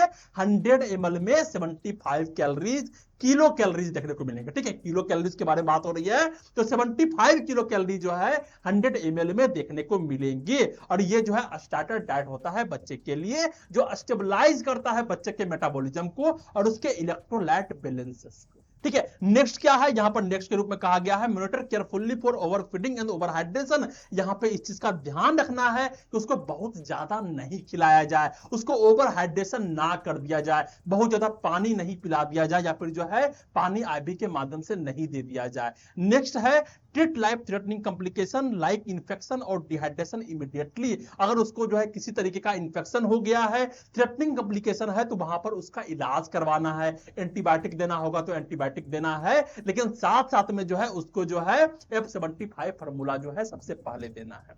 ठीक है, तो यहां पर हम लोगों ने बात किया स्टेबलाइजेशन फेज के बारे में, जहां पे बच्चे को पुअर एपेटाइट है एंड सिवियर मेडिकल कॉम्प्लिकेशन। ठीक है, नेक्स्ट हम लोग चलते हैं, यहां पर हम लोग को देखने को मिल रहा है ट्रांजिशन फेज। ट्रांजिशन फेज में क्या होता है? Start after stabilisation. जब बच्चे जो है स्टेबलाइज हो जाए तब जो है ट्रांजिशन फेज में जो है बच्चे चले आते हैं। तो start after stabilisation when the child begin to recover. अगर जो है बच्चे धीरे धीरे जो है रिकवर करना शुरू हो जाते हैं तब वो बच्चे जो है ट्रांजिशन फेज में चले आते हैं। यहां पर ड्यूरेशन क्या होगा? ये ड्यूरेशन होगा 2 to 3 डेज का। ठीक है, तो 2 से 3 दिन का जो है यहां पर ड्यूरेशन देखने को मिलते हैं। And child is ready for this phase when appetite return. और चाइल्ड जो है इस फेज में कब आते हैं? जब उसका एपेटाइट रिटर्न हो जाता है, बच्चे को भूख लगने शुरू हो जाते हैं, एडेमा जो है धीरे धीरे जो है रिड्यूस होने शुरू हो जाते हैं, नो नेजोगेस्ट्रिक ट्यूब और सीवियर मेडिकल इशू रिमेन। और वहां पर जो बच्चे के अंदर जो है नेजोगेस्ट्रिक ट्यूब जो है लगा हुआ नहीं रहता है। नेजोगेस्ट्रिक ट्यूब क्या होता है? एनजी ट्यूब होता है। तो एनजी ट्यूब जो है नाक के माध्यम से हम लोग घुसेड़ते हैं और लेके जाते हैं पेट तक। ठीक है, तो एनजी ट्यूब को जो है अगर हम लोग निकाल दिए हैं, सिवियर मेडिकल इशू नहीं रह गया है, तो वो जो बच्चा आ जाएगा ट्रांजिशन फेज में। And this child is alert and active. अब बच्चा क्या है? वो अलर्ट है, हर एक बातों को सुन रहा है, अब जो है वो एक्टिव है। डाइट क्या होता है यहाँ पे? अब जो है उसको F75 से जो है F100 फार्मूला में जो है हम लोग स्विच कर देते हैं। तो switch to catch up diet F100 formula. ये क्या होता है? 100 ml में 100 किलो कैलोरी अगर दिया जा रहा है, it is called the F100 formula. और इसके जो है बोतल डब्बे जो है मिलते हैं बाजार में। ठीक है, अब यहां पे कहा जा रहा है कि to provide more energy and protein. और इससे क्या होता है? बच्चे को अब ज्यादा एनर्जी मिलता है और ज्यादा प्रोटीन जो है बच्चे को मिल रहे होते हैं। नेक्स्ट कहा जा रहा है कि quantity remain the same as in the starter diet but is more nutrient डेंसेस।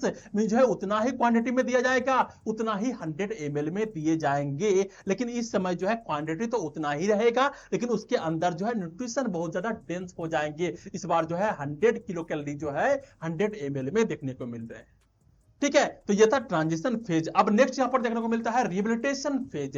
Rehabilitation phase, अब यहां पर बच्चे को जो है हम लोग रिहेबिलिटेट कर रहे हैं। इसका गोल क्या होता है? Rapid weight gain. यहां पर जो बच्चे को जो है वेट गेन जो है रैपिडली तरीके से बढ़ने शुरू हो गए हैं, इमोशनल एंड फिजिकल डेवलपमेंट होने शुरू हो गए हैं, and preparing for home care. अब जो है उसको होम में जो है केयर दिया जा सकता है। अब बच्चा प्रिपेयर हो गया है कि अब माँ बाप जो है उसको घर में रख करके जो है केयर कर सकते हैं। ओके, तो यहां पे कहा जा रहा है कि child inter this phase when, ये बच्चे जो है इस फेज में कब घुसते हैं? जब appetite is good and the child eats 90% of food, means more than, अगर 90% फूड को जो है अच्छे तरीके से खा रहा है, उसको भूख लग रहा है, तो बच्चे जो है रिहेबिलिटेशन फेज में चले जाएंगे। इडेमा इज गोन और ऑलमोस्ट गोन, इडेमा जो रहता है वो पूरे तरीके से चला जा चुका है या फिर जा ही रहा है। नेक्स्ट है no other major medical problems remain, और उसके अंदर जो है किसी भी तरीके के अलग तरीके के मेडिकल प्रॉब्लम्स जो है अब नहीं रह गए हैं।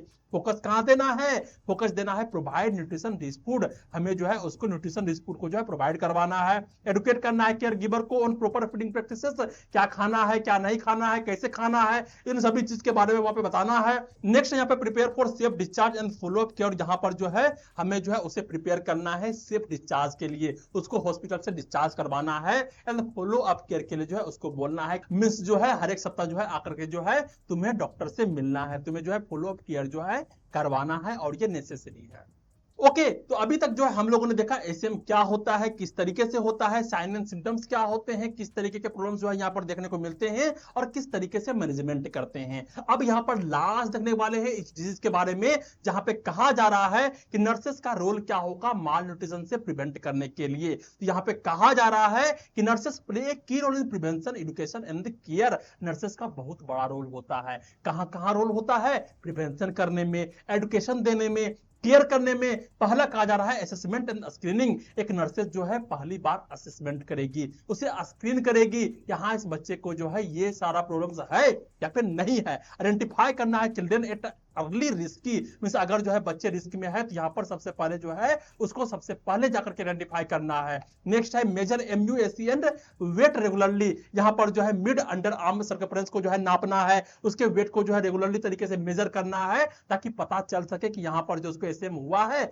या फिर नहीं हुआ है। नेक्स्ट यहाँ पर कहा जा रहा है कि हमें जो है न्यूट्रिशनल एजुकेशन देना है, हमें उसके पेरेंट्स को बताना है क्या खाना है क्या नहीं खाना है। तो यहाँ पर पेरेंट्स को टीच करना होता है। Exclusive breast feeding for 6 month, 6 महीने तक जो है लगातार जो है ब्रेस्ट फीडिंग करवाना है। Starting nutritious complementary feeds at 6 month, और 6 महीने के बाद जो है धीरे धीरे करके जो है हमें न्यूट्रिशियस कंप्लीमेंट्री फूड देने हैं, जो भी फूड देने हैं वो न्यूट्रिशियस फुल देने हैं। नेक्स्ट है importance of balance diet with protein, carb, vitamin and minerals, हमें बताना है कि बच्चे को जो है बैलेंस डाइट देना क्यों जरूरी होता है। उसमें कार्ब भी होना चाहिए, उसमें प्रोटीन भी होना चाहिए, उसमें विटामिन भी होना चाहिए, उसमें मिनरल्स भी होने चाहिए। ओके, क्योंकि ये सभी जो है उसके ग्रोथ के लिए बहुत ही ज्यादा आवश्यक है। नेक्स्ट यहाँ पे कहा जा रहा है कि हमें जो है ट्रीटमेंट एंड सपोर्ट में मदद करना है, गाइड करना है families on feeding practices for children with SM, हमें जो है उसके माँ बाप को जो है अच्छे तरीके से जो है फीडिंग प्रैक्टिसेस के बारे में बताना है, किस तरीके से बच्चे को खिलाया जाता है, क्या क्या चीज खिलाया जाता है, इन सभी चीज के बारे में उसे हमें बताना है। Next if the child can not eat provide IV nutrition, अगर जो है बच्चे नहीं खा रहे हैं तो वहां पर जो है आईवी न्यूट्रिशन जो है उसे प्रोवाइड करवाना है, उसे पेरेंटल न्यूट्रिशन देना है। Next support during hospital treatment and monitor progresses, और यहां पर जब भी जो है हॉस्पिटल में ट्रीटमेंट हो रहे होंगे वहां पर जो है बच्चे को सपोर्ट देना है, उसके फैमिली को सपोर्ट देना है, और उसके प्रोग्रेस को जो है हमें मॉनिटर करते रहना है। नेक्स्ट यहां पर देखने को मिलता है कि कम्युनिटी अवेयरनेस, हमें जो है कम्युनिटी में अवेयरनेस भी फैलाने होते हैं, हमारा ये मेन काम होता है। तो public health nurses spread awareness about hygiene, sanitation and nutritional programme, किस लिए जो है जरूरी है अवेयरनेस अबाउट हाइजीन, क्यों जो है हमें हाइजीन रखना है, क्यों हमें जो है साफ सुथरा रहना है, क्यों हमें नहाना है, क्यों सैनिटेशन का हमें ख्याल रखना है, क्या न्यूट्रिशन प्रोग्राम होते हैं, इन सभी के बारे में जो है पब्लिक हेल्थ नर्सेस जो है जाके सभी को बताते हैं। Next direct families to government और एनजीओ न्यूट्रिशन स्कीम, और जो फैमिलीज होते हैं उसको डायरेक्टली जाके बताना है कि गवर्नमेंट और एनजीओ न्यूट्रिशन स्कीम क्या है, किस तरीके से गवर्नमेंट जो है सहायता करते हैं बच्चे को न्यूट्रिशन देने में, कहां से पैसे मिलते हैं, कौन से मेडिसिन मिलते हैं, कहां से इम्यूनाइजेशन करवाए जाते हैं, इन सभी के बारे में जो है जाकर के जो है हमें फैमिली से डायरेक्टली बात करने होते हैं। ठीक है, नेक्स्ट यहां पर हम लोग को देखने को मिल रहा है वो है नेक्स्ट टॉपिक जिसका नाम है समरी चार्ट। अभी तक हम लोगों ने जो भी पढ़ा एसएम के बारे में, अब इसको जो है हम लोग समराइज करते हैं इसके फेज के बारे में, इसके मैनेजमेंट के फेज के बारे में। पहला है स्टेबलाइजेशन, सेकंड है ट्रांजिशन, एंड थर्ड है रिहेबिलिटेशन। स्टेबलाइजेशन क्या होता होता है 1 to 2 डेज होगा यहाँ पर। और यहाँ पर जो है गोल होता है करेक्ट करना मेटाबॉलिक बैलेंसेस को, उसके भूख को बढ़ाना, और सबसे इंपॉर्टेंट यहाँ पर F75 जो है दिए जाते हैं। Next transition phase 2 to 3 days जो है यहाँ पर दिए जाएंगे, और यहाँ पर बिल्ड होता है टॉलरेंस फॉर हाई न्यूट्रिशन, जो हम न्यूट्रिशन दे रहे हैं उसको जो है वो टॉलरेट कर सके। फिर उसके बाद जो है हम लोग F100 जो है शुरू करते हैं। नेक्स्ट रिहेबिलिटेशन फेज, अगर सब कुछ सही हो गया है तब यहां पर जो है ऑनगोइंग रखना है, और जो है rapid weight gain prepare for discharge, और यहां पर डिस्चार्ज करने के लिए जो है हमें प्रिपेयर करना है ताकि जो है बच्चे में सही तरीके से गेन हो सके। अगर रैपिडली वेट गेन हो रहे हैं तो हमें डिस्चार्ज करवाना है, and high energy high protein diet जो है बच्चे को देते रहना है। ओके, अब हम लोग नेक्स्ट चलते हैं। यहां पर हम लोग को देखने को मिल रहा है नेक्स्ट टॉपिक, और इसका नाम है चाइल्डहुड ओबेसिटी, पेडियाट्रिक ओबेसिटी। यहां पर जो है बच्चे के अंदर ओबेसिटी देखने को मिल रहा है। गौर से देखो इस बच्चे को, इसके अंदर क्या देखने को मिल रहा है, इसके अंदर जो है ओबेसिटी देखने को मिल रहा है। बहुत सारे बच्चे होंगे जो कि इसको देख रहे होंगे और वो भी ओबेसिटी के शिकार होंगे। तो सबसे पहले जो है तुम्हें अपना पेट देखना है, क्या वहां पर जो है बहुत ज्यादा कोलेस्ट्रॉल भरा हुआ है, क्या वहां पे पिज्जा भरे हुए हैं, मैगी भरे हुए हैं, या फिर जो है और भी महंगे महंगे फ्रेंच फ्राइज हो गए वो सभी भरे हुए हैं, उसको देखना है। तो तुम भी जो है चाइल्डहुड ओबेसिटी के शिकार में, ठीक है। तो हमें जो है चाइल्डहुड ओबेसिटी के बारे में जो है आज पढ़ना है। तो सबसे पहले यहां पे कहा जा रहा है कि childhood obesity is a growing global epidemics, ये ग्लोबल एपिडेमिक की तरह से हो रहा है, ग्लोबली रूप से जो है ये फैलता ही जा रहा है। That needs urgent attention, और यहां पर जो है अर्जेंट अटेंशन देना बहुत ज्यादा जरूरी है। क्यों? Because it's put a huge burden on the health care system, क्योंकि इस कारण से जो है हेल्थ केयर सिस्टम पर जो है बहुत ही बड़ा बर्डन आने वाला है या फिर आ रहा है, for both children and adults. यहां पर बच्चे के बारे में ही नहीं बात हो रहा है, यहां पे बात हो रहा है कि जो भी बड़े हैं वो भी मोटापे के शिकार हो गए हैं, और जो बच्चे हैं वो भी मोटापे के शिकार हो गए हैं। सभी जो है मोटापे के शिकार होते जा रहे हैं। In India has 14.4 million obese children. बताओ तो 14.4 मिलियन ओबेस चिल्ड्रन जो है हमारे इंडिया में है। Make it the second in the world after China.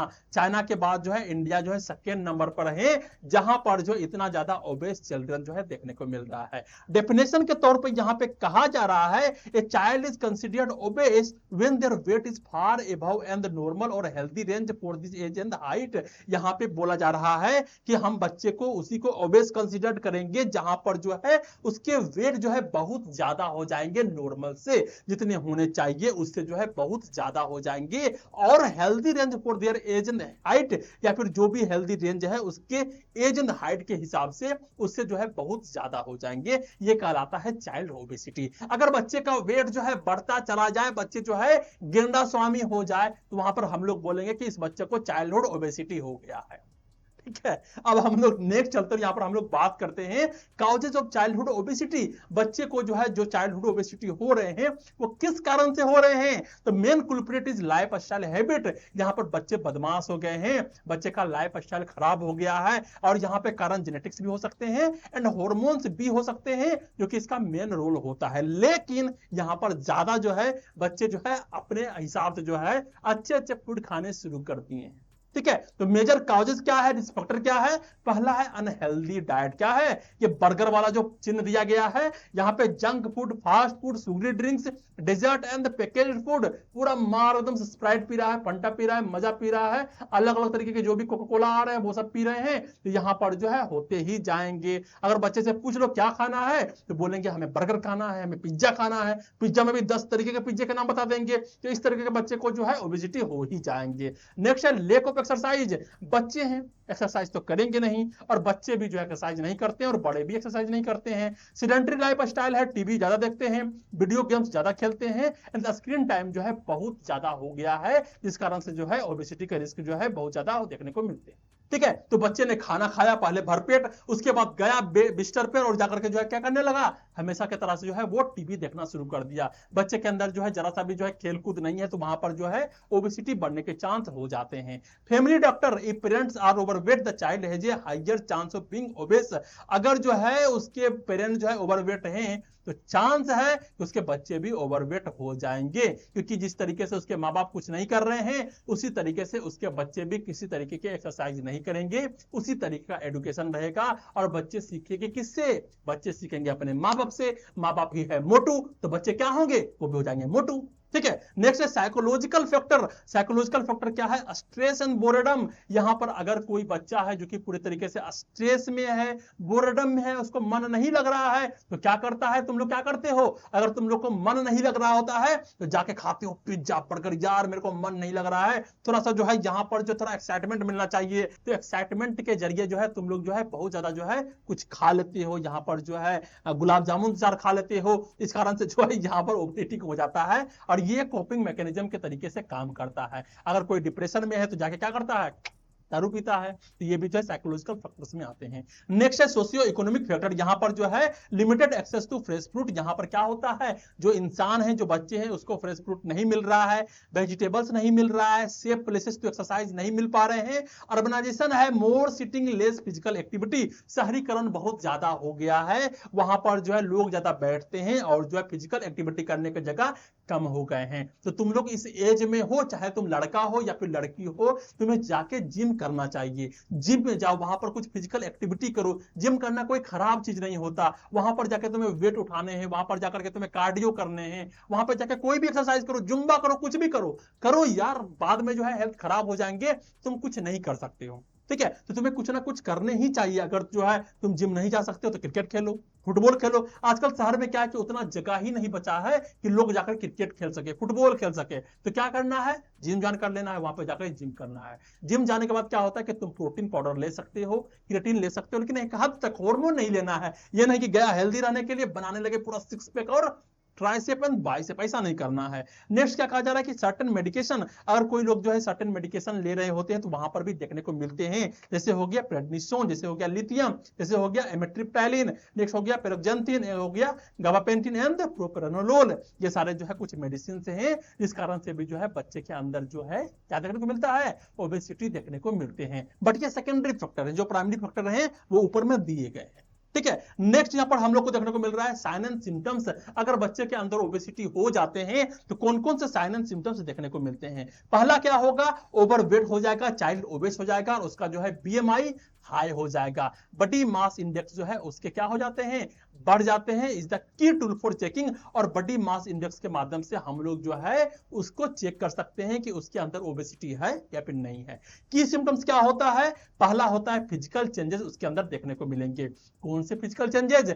Stretch mark on hip and abdomen. जो उसके हिप होंगे, एब्डोमेन होंगे, वहां पर स्ट्रेच मार्क होंगे। जब इंसान मोटा होता है ना तो उसका स्किन क्या होता है? फट जाता है, वहां पर जो है व्हाइट व्हाइट जो है स्ट्रेच के मार्क्स आ जाते हैं। तुम लोग जो है अपना बॉडी को देखो, वहां पर भी जो है व्हाइट व्हाइट जो है मार्क देखने को मिलेंगे, मींस तुम लोग भी जो है मोटे हो गए हो। ठीक है। नेक्स्ट है dark velvety skin patches around the neck. और जहां पर जो गर्दन होते हैं वहां पर जो है गर्दन डार्क हो जाते हैं, वेलवेटी स्किन हो जाते हैं, पेचेज पड़ जाते हैं, या फिर fatty tissue on the chest area. Chest area में जो है वहां पर फैटी टिश्यू जो है जम जाते हैं। लड़का जो है लड़की जैसा देखने को लगने लगता है। जो चेस्ट के एरिया होते हैं वो बहुत ज्यादा जो है फैटी फैटी हो जाते हैं, और लड़की का तो बात ही अलग है। वहां पर जो इस तरीके के सिम्टम्स जो है देखने को मिलते हैं। नेक्स्ट है लो सेल्फ स्टीम। उसके अंदर सेल्फ स्टीम जो है घट जाएगा। उसको लगेगा मैं तो मोटा हो चुका हूं, मेरे से कुछ होगा ही नहीं। उसको बोल दो कि 500 मीटर जाकर दौड़ना है तो नहीं दौड़ पाएगा। ईटिंग डिसऑर्डर हो जाएगा, या तो पूरा कस के खाएगा या फिर जो है खाना ही छोड़ देगा।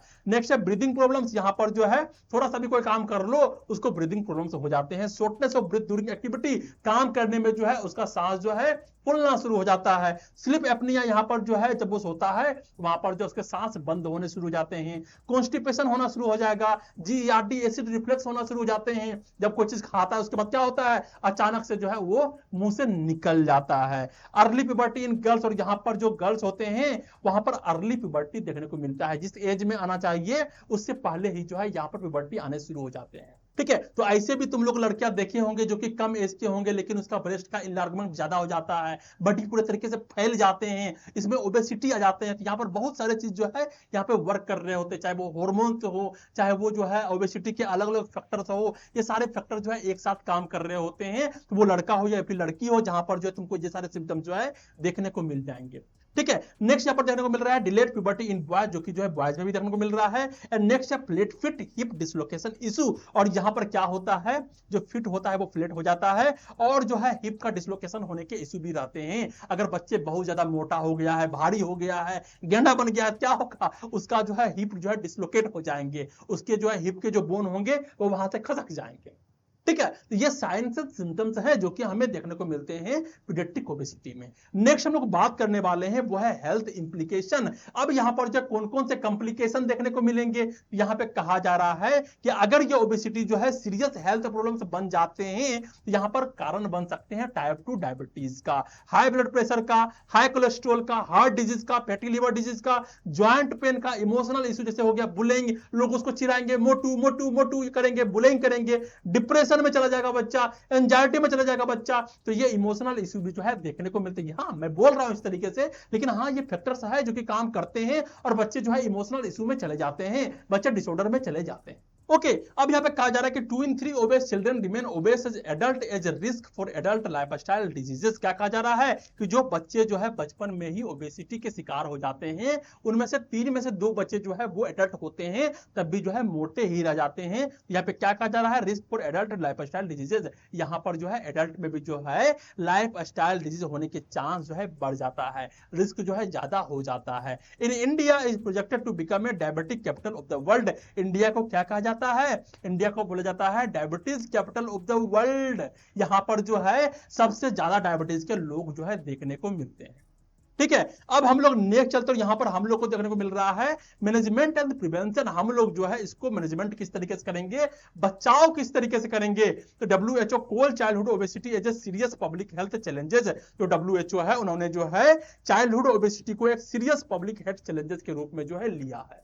ठीक है, तो यहां पर जो है प्रिवेंशन टिप्स कुछ दिए गए हैं, जैसे हो गया ईट हेल्दी, तुम्हें हेल्दी खाना है, फ्रूट ज्यादा खाना है, वेजी ज्यादा खाना है, होल ग्रेन्स लेने हैं, रिड्यूस करना है शुगर को, पूरा जो है रसगुल्ला को गुलगुल्ला को जो भी है सब कम करना है, एंड फैटी फूड को जो है कम करना है, इंक्रीज करना है फिजिकल एक्टिविटी, कम से कम जो है 60 मिनट पर डे जो एक्सरसाइज करने हैं, ओल्डर किड्स हैं तो भी। ठीक है, नेक्स्ट लिमिट स्क्रीन टाइम, जो स्क्रीन टाइम है उसको लिमिट करना है, लेस टीवी को कम देखने हैं, वीडियो गेम्स को कम खेलने हैं, अवॉइड करना है एटिंग को वाइल वाचिंग टीवी देखते समय जो है तुमको नहीं खाना है, टीवी देखते देखते जो है 1 प्लेट खाना खा लेते हो, तुमको पता नहीं चलता है, यहां पर टीवी देखते हुए नहीं खाना है। Switch sugar drink to water, तुम्हें जो है जाके कोका कोला नहीं पीना है, तुम्हें पीना है वाटर। तुम्हें क्या पीना है, वाटर पीने हैं। से no to sodas and juice with added sugar, तुम्हें ना तो सोडास पीने हैं ना तो जूसेस पीने हैं जहां पर जो है शुगर मिले हुए होते हैं। नेक्स्ट फैमिली सपोर्ट चाहिए होता है, इंकरेज करना होता है healthy habits as a family activity. पूरा फैमिली मिलकर अगर एक्टिविटी करेंगे तो बच्चे भी करेंगे। ऐसा नहीं है कि बच्चे को सुबह उठा दिए बोले कि तुमको जाके एक्सरसाइज करना है और माँ बाप जो है पूरा तुम गर्दन मचाकर सोए हुए हैं, ऐसा नहीं करना होता है भाई, माँ बाप को भी साथ ही आना पड़ता है। स्कूल प्रोग्राम में भी जो है ये सब चला जाता है, जैसे हो गया प्रमोट करना स्पोर्ट्स को, हेल्दी मील्स को एंड अवेयरनेस सेशन को भी जो है यहाँ पे चलाया जाता है। ठीक है, नेक्स्ट यहाँ पर कहा जा रहा है कि मेडिकल ऑप्शन क्या होते हैं इन एक्सट्रीम केसेस। अगर जो है बहुत ज्यादा एक्सट्रीम केसेस चला गया है तो मेडिकेशन देने होते हैं, सर्जरी करवाने होते हैं जो कि यहाँ पर कंसीडर्ड किए जाते हैं। लेकिन अगर जो है तुम लोग प्रिवेंशन करते हो तो यहाँ पर जो है आगे चल करके जो है ये सारी चीज नहीं देखने को मिलेंगे।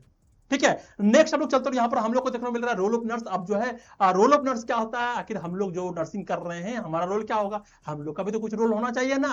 तो यहाँ पर कहा जा रहा है कि नर्सेस प्ले की role in fighting childhood obesity. पहला क्या है, assess and identify overweight obese children using BMI के माध्यम से जो है हमें बच्चे के जो है ओवरवेट एंड ओबेस चिल्ड्रन को क्या करना है, आइडेंटिफाई करना है, बिल्ड करना है trust with the child for effective communication. वैसे बच्चे जो सही तरीके से कम्युनिकेट नहीं कर पा रहे हैं, बोल नहीं पा रहे हैं, शर्मा रहे हैं, उसके अंदर जो है ट्रस्ट को बिल्ड करना है। बातें करने, कोई बात नहीं बेटा तुम मोटे हो गए हो, कोई बात नहीं, फिर से एक्सरसाइज करोगे फिर से पतले हो जाओगे, बहुत सारे लड़कियां तुम्हारे दोस्त बन जाएगी। ठीक है, तो अलग अलग तरीके से उसके अंदर ट्रस्ट देना है। नेक्स्ट प्रोवाइड न्यूट्रिशनल एडवाइस, तो क्या करना है, न्यूट्रिशनल एडवाइस देने हैं तो बोथ चिल्ड्रन एंड पेरेंट्स, बच्चे को भी और माँ बाप को भी, ताकि जो है अच्छे तरीके से जो है वो खाना खा सके। Next promote weight management programme, यहाँ पर जो है वेट मैनेजमेंट प्रोग्राम को जो है प्रमोट करना है, फोकसिंग करना है डाइट एंड एक्सरसाइज। ठीक है, फैमिली सेंटर्ड अप्रोच, जब भी हम लोग बात करेंगे तो फैमिली सेंटर्ड अप्रोच को अपनाना है ताकि जो उसके फैमिली भी ये चीज को समझ सके कि उसके फैमिली में क्या प्रॉब्लम्स है, क्या क्या चीज जो है इसको नहीं खिलाना चाहिए। तो involve the entire family for lifestyle changes. ठीक है, नेक्स्ट यहाँ पर कहा गया है work with a multi disciplinary team, हमें जो है सबके साथ मिलकर काम करना है, चाहे वो डॉक्टर्स हो, चाहे वो डाइटिशियन हो, चाहे वो काउंसलर हो। एडवोकेसी करना है पेशेंट का, push for policies and programme, हमें जो है उस पेशेंट को जो है पॉलिसीज बताने हैं, प्रोग्राम्स बताने हैं, और चाइल्डहुड ओबेसिटी क्या होता है, किस तरीके से कम किया जाता है, इन सभी चीज के बारे में जो हमें उसे बताने होते हैं। नेक्स्ट है रिसर्च, हमें रिसर्च भी करने होते हैं। एडवांस नर्स प्रैक्टिशनर जो होते हैं can contribute to childhood obesity research, हम लोग जो है ओबेसिटी पर जो है रिसर्च भी कर सकते हैं कि किस तरीके से इसको कम किया जा सकता है या फिर किस किस तरीके से अलग अलग तरीके के केयर दिए जा सकते हैं, इन सभी पर जो है रिसर्च भी करना होता है। And that's all are the role of nurses. Okay, अब हम लोग नेक्स्ट चलते हैं, यहां पर हम लोग को देखने को मिल रहा है नेक्स्ट टॉपिक जिसका नाम क्या है, डिफिशियंसी डिजीजेस। क्या है, अब हम लोग बात करने वाले हैं डिफिशियंसी डिजीज के बारे में। ऐसे कौन कौन से डिफिशियंसी हैं जिसके कारण से डिजीज होने वाले हैं, इसका सबसे पहले डेफिनेशन दिया गया है, एकदम ध्यान से समझना है। क्या कहा जा रहा है, deficiency disease are the diseases caused by the lack of essential nutrition such as vitamins and minerals in the diet for a long period of time। अगर लंबे समय तक जो है किसी पार्टिकुलर तरीके के न्यूट्रिशन जो है तुम्हारे बॉडी को ना मिले, चाहे वो विटामिन हो जाए चाहे वो मिनरल्स हो जाए, तो वहां पर जो है डिफिशियंसी डिजीज जो है देखने को मिलेंगे। ठीक है, these nutrients are necessary for growth, immunity and body function। और ये सारे जो न्यूट्रिशन होते हैं हमारे ग्रोथ के लिए, हमारे इम्यूनिटी के लिए, हमारे बॉडी फंक्शन के लिए जो है बहुत ही ज्यादा जरूरी होते हैं। ठीक है, नेक्स्ट कहा जा रहा है कि टाइप ऑफ डिफिशियंसी डिजीज क्या होता है, कितने तरीके के टाइप्स होते हैं। पहला होता है विटामिन डिफिशियंसी डिजीज, सेकंड होता है मिनरल डिफिशियंसी डिजीज, जहां पे विटामिन की डिफिशियंसी होगी it is the vitamin deficiency disease, जहां पे मिनरल की डिफिशियंसी होगी it is called the mineral deficiency disease. बहुत ही सिंपल है, कोई रॉकेट साइंस नहीं है, एकदम ध्यान से पढ़ना। ठीक है, अब यहां पर जो नेक्स्ट देखने को मिल रहा है वो कहा जा रहा है, अब देखो किस तरीके से यहां पर जो है होना शुरू हो गया है। कोई बात नहीं, हमको पढ़ना है एकदम सिंपल तरीके से।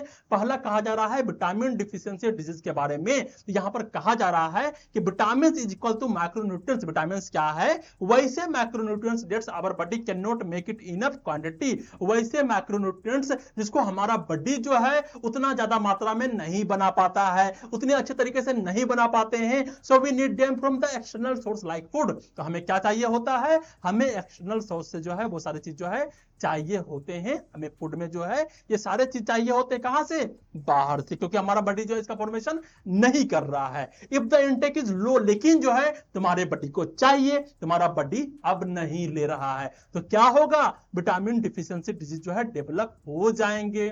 ठीक है, तो यहां पे दो तरीके के डिजीज देखने को मिलते हैं। पहला होता है प्राइमरी डिफिशियंसी, सेकेंड होता है सेकेंडरी डिफिशियंसी।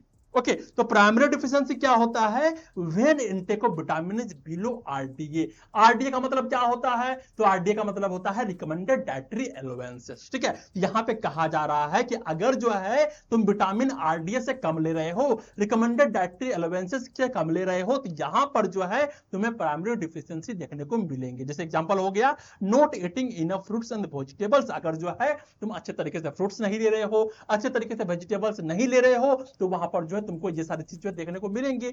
नेक्स्ट कहा जा रहा है सेकेंडरी डिफिशियंसी। सेकेंडरी डिफिशियंसी क्या होता है, when absorption of vitamin is impaired due to the disease और कंडीशन। अब तुम सब कुछ खा रहे हो लेकिन तुम्हारा बॉडी जो है उसको एब्जॉर्ब ही नहीं कर रहा है, यहां पर जो है कुछ प्रॉब्लम्स हो गए हैं, it is coming under the secondary deficiency. इस कारण से जो डिफिशियंसी होगा it is called the secondary deficiency. और यहां पर देखने को मिलता है क्रोनिक डायरिया और लीवर प्रॉब्लम्स। अगर जो है डायरिया हो गया है, लीवर प्रॉब्लम्स हो गए, तो वहां पर जो ये सारे डिजीज जो है देखने को मिलते हैं। ठीक है, अब यहां पर हम लोग नेक्स्ट चलते हैं और हम लोग बात करते हैं एक एक करके। पहले हम लोग बात करते हैं विटामिन ए के बारे में। अब सारे विटामिन के बारे में हम लोग बात करेंगे कि किसके डिफिशियंसी के बाद जो है क्या क्या चीज देखने को मिलता है। बहुत ही शॉर्ट फॉर्म में देखेंगे, बहुत ही लंबा करके नहीं देखने वाले हैं, लेकिन आसानी से सब कुछ तुमको जो है बताने वाले हैं।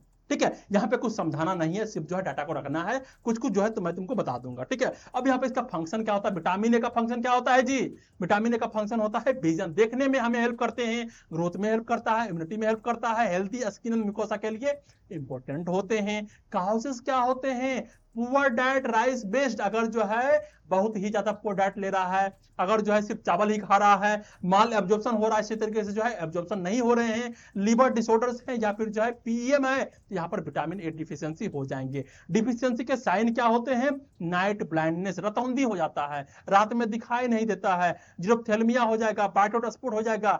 बायटोट स्पॉट के बारे में तुमको बताया था, आंख में क्या होता है, व्हाइटिस व्हाइटिस सा धब्बा धब्बा सा हो जाता है। तुमको गूगल पे जाना, लिखना है क्या है, बायटोट स्पॉट, तुमको पिक्चर वहां पे देखने को मिलेंगे। आई होगा, आई का ऊपरी वाले लेयर में क्या होगा, व्हाइटिस व्हाइटिस जो पेच वहां पर देखने को मिल जाते हैं, it is called the Bitot spot. और ये सब जो है विटामिन ए के डिफिशियंसी के कारण होता है। ड्राई स्केली स्किन जो है देखने को मिलेंगे, एंड फ्रीक्वेंट इन्फेक्शन भी जो है उसको होना शुरू हो जाएगा। प्रिवेंशन क्या करना है, मैनेजमेंट क्या करना है, तो वहां पर कैरेट देने हैं, स्पिनच देने हैं, पपाया देने हैं, पंपकिन देने हैं, और अगर कुछ नहीं है तो यहाँ पर सप्लीमेंट दे दो, ताकि जो है विटामिन ए की डिफिशियंसी को पूरा किया जा सके।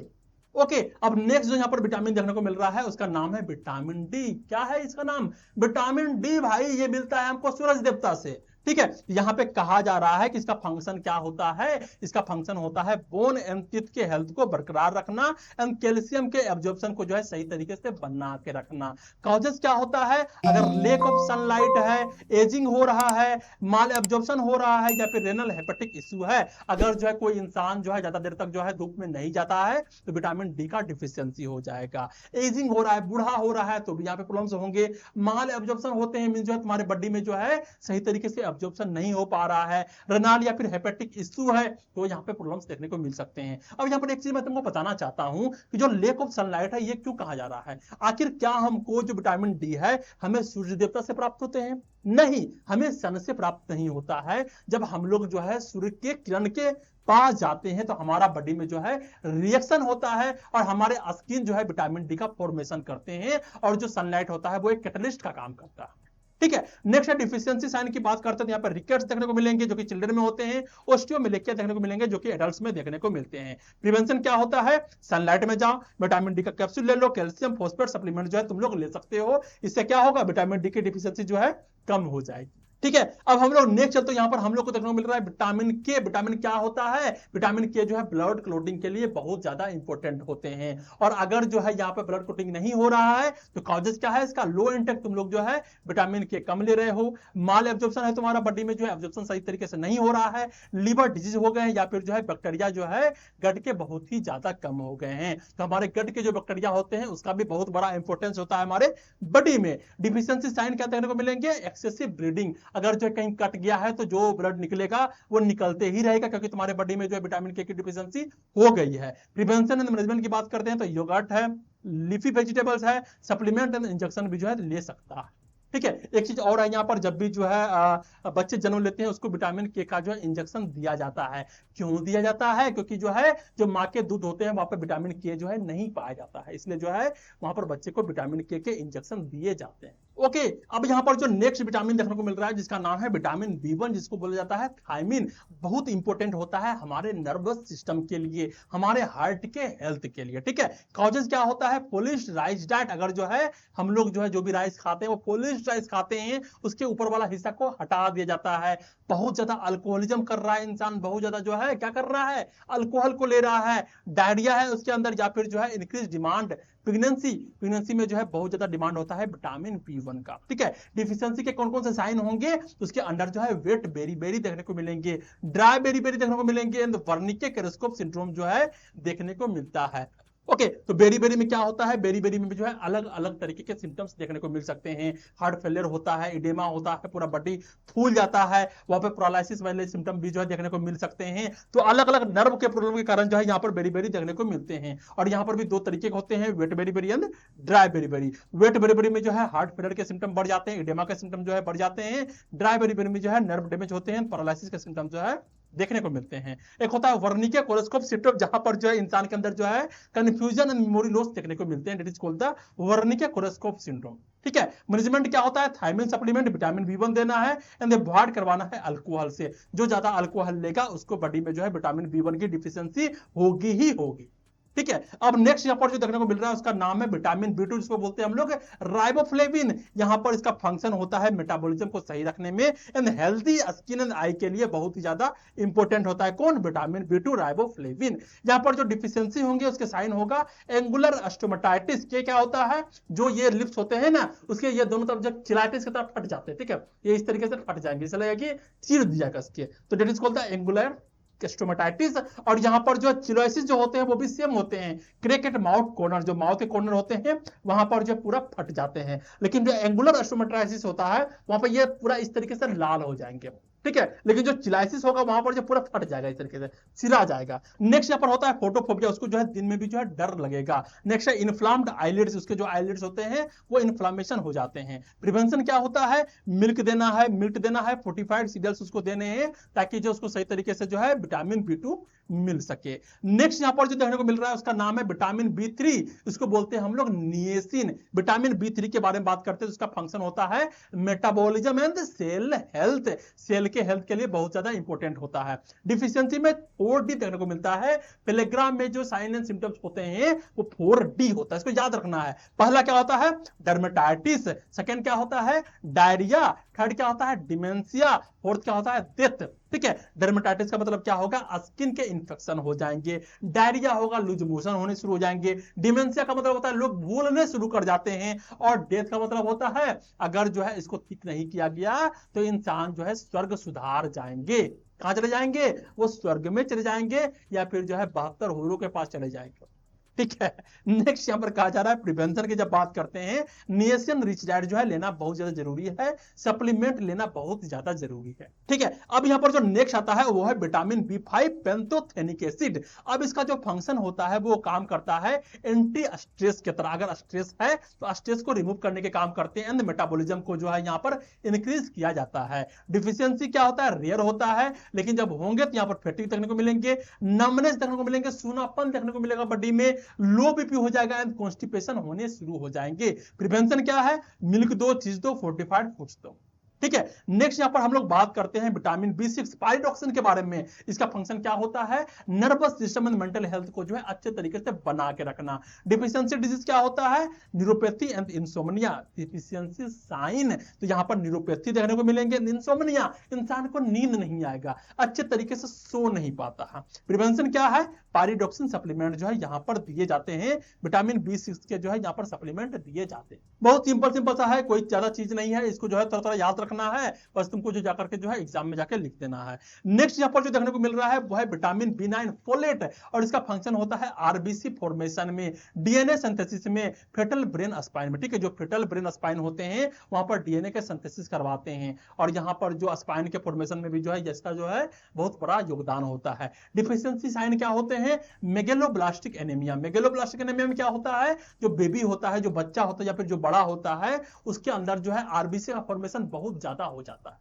ठीक है, जो आरबीसी होंगे उसका जो है डेंस हो जाएगा, बहुत ज्यादा मात्रा में देखने को मिलते हैं, जिस कारण से जो है क्लोट बनना शुरू हो जाते हैं।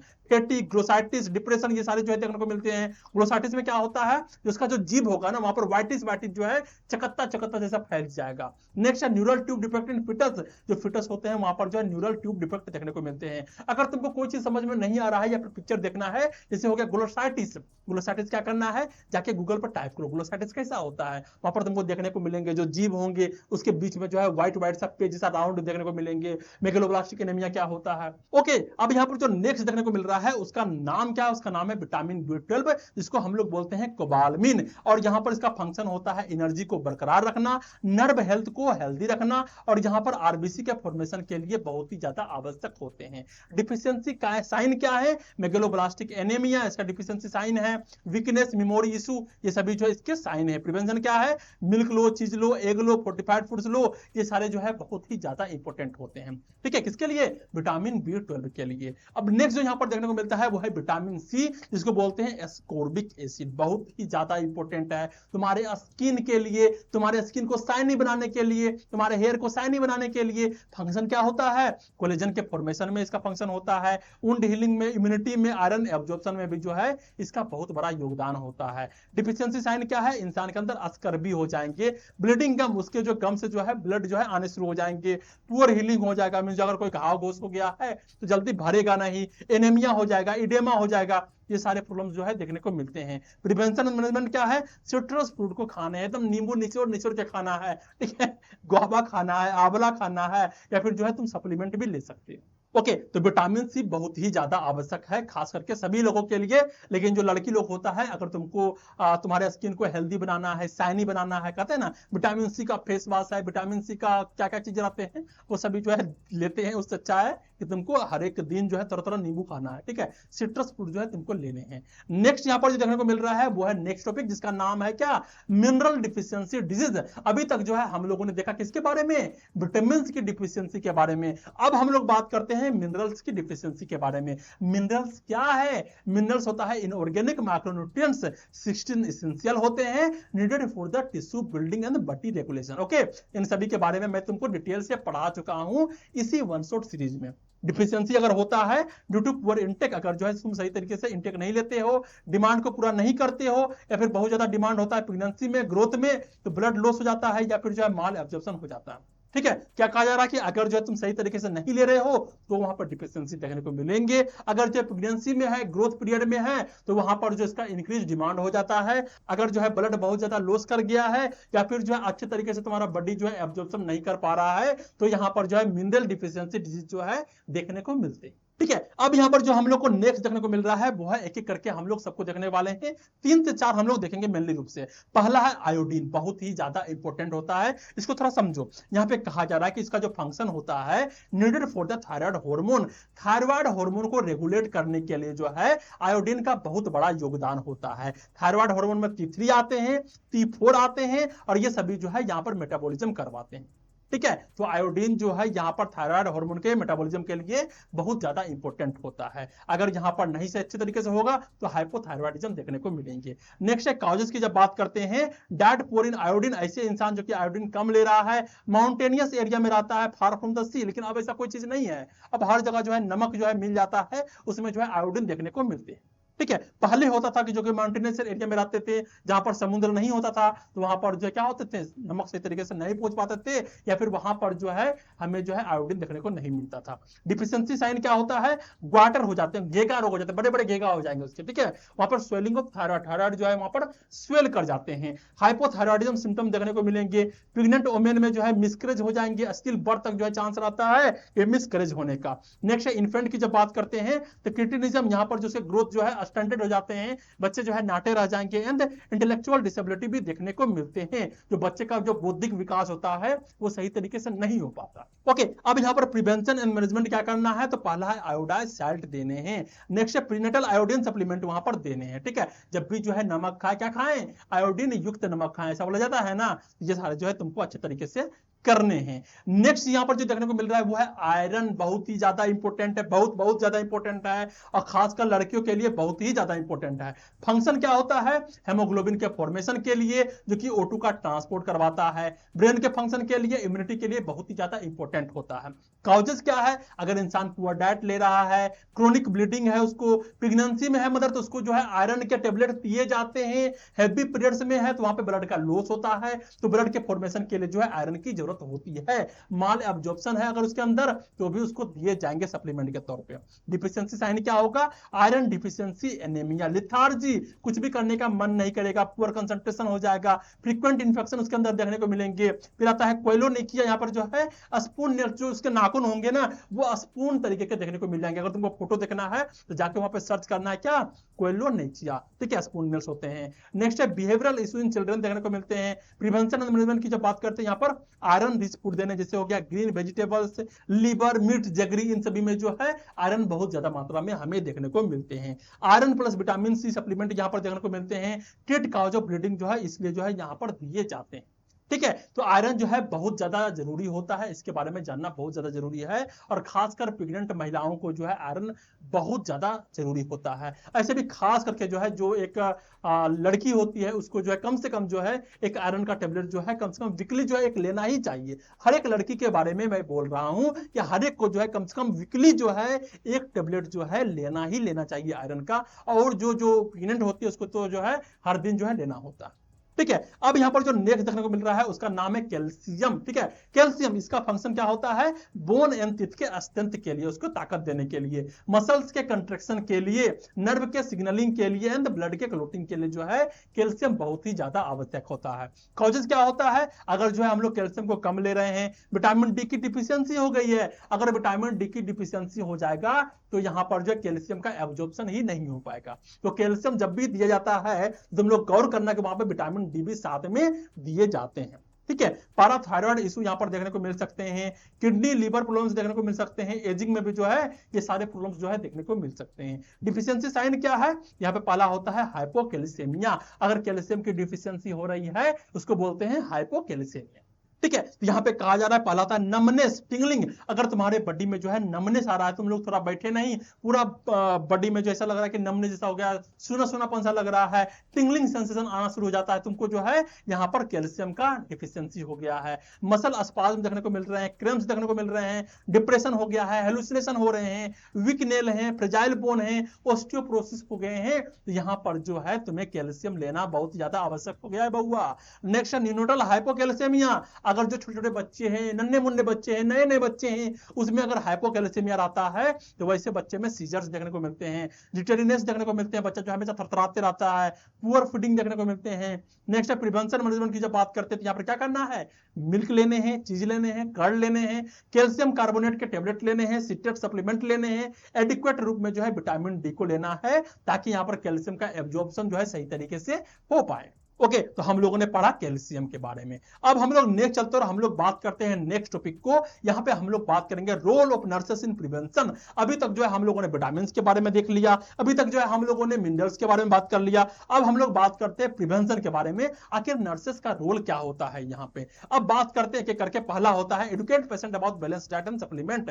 हमें जो है पेशेंट को, पेशेंट के फैमिली को बैलेंस डाइट के बारे में बताना है, सप्लीमेंट के बारे में बताना है। बैलेंस डाइट क्या होता है इसके बारे में जो है मैं तुमको पढ़ा चुका हूं। आइडेंटिफाई करना है अर्ली साइन एंड सिम्टम्स को। अगर कोई बीमारी होने वाला है, अगर जो है तुमको लग रहा है कि इसके अंदर कोई सिम्टम्स दिख रहे हैं, जाके बताना है कि पार्टिकुलर चीज का डिफिशियंसी हो गया है। कोलैबोरेट विद डाइटिशियन, हमें जो है डाइटिशियन के साथ क्या करना है, कोलैबोरेट करना है। एक्सेस सप्लीमेंट यूज, जैसे कि टाइप हो गया, डोज हो गया, कॉन्ट्रा इंडिकेशन हो गया, जो भी सप्लीमेंट दे रहे हैं कौन से टाइप का है, कौन से डोज में देने हैं, किसको नहीं देने हैं, इन सभी चीज के बारे में जो है तुम्हें पता लगाने हैं और जाके पेशेंट को बताना है। रेफर करना है पेशेंट टू रिलायबल सोर्सेज। अगर जो है वहां पर तुम नहीं कर पा रहे हो तो तुम्हें जो है उस पेशेंट को एक रिलायबल सोर्सेज को जो है यहाँ पर क्या करना है, रेफर करना है। वेबसाइट फॉर न्यूट्रिशन इन्फो, जैसे जो है हो गया एक वेबसाइट, जैसे नाम हो गया न्यूट्रिशन इन्फो, यहाँ पर जाकर के जो है तुम पता लगा सकते हो कि कौन सा न्यूट्रिशन जो है किसको देना होता है, किसको नहीं देना होता है, कौन सा इंडिकेशन है, कौन सा कंट्रा इंडिकेशन है।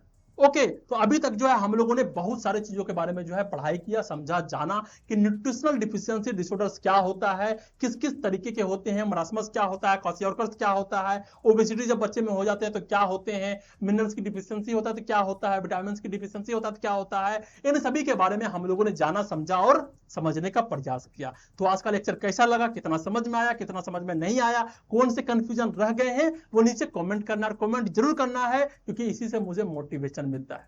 ठीक है, वीडियो को लाइक करो, शेयर करो अपने वैसे दोस्तों को जिसको जो है रिवीजन समझ में नहीं आ रहा है, जिसको जो है इसका जरूरत है, और क्या करना है, हमारे चैनल को सब्सक्राइब करना है। Okay, thank you.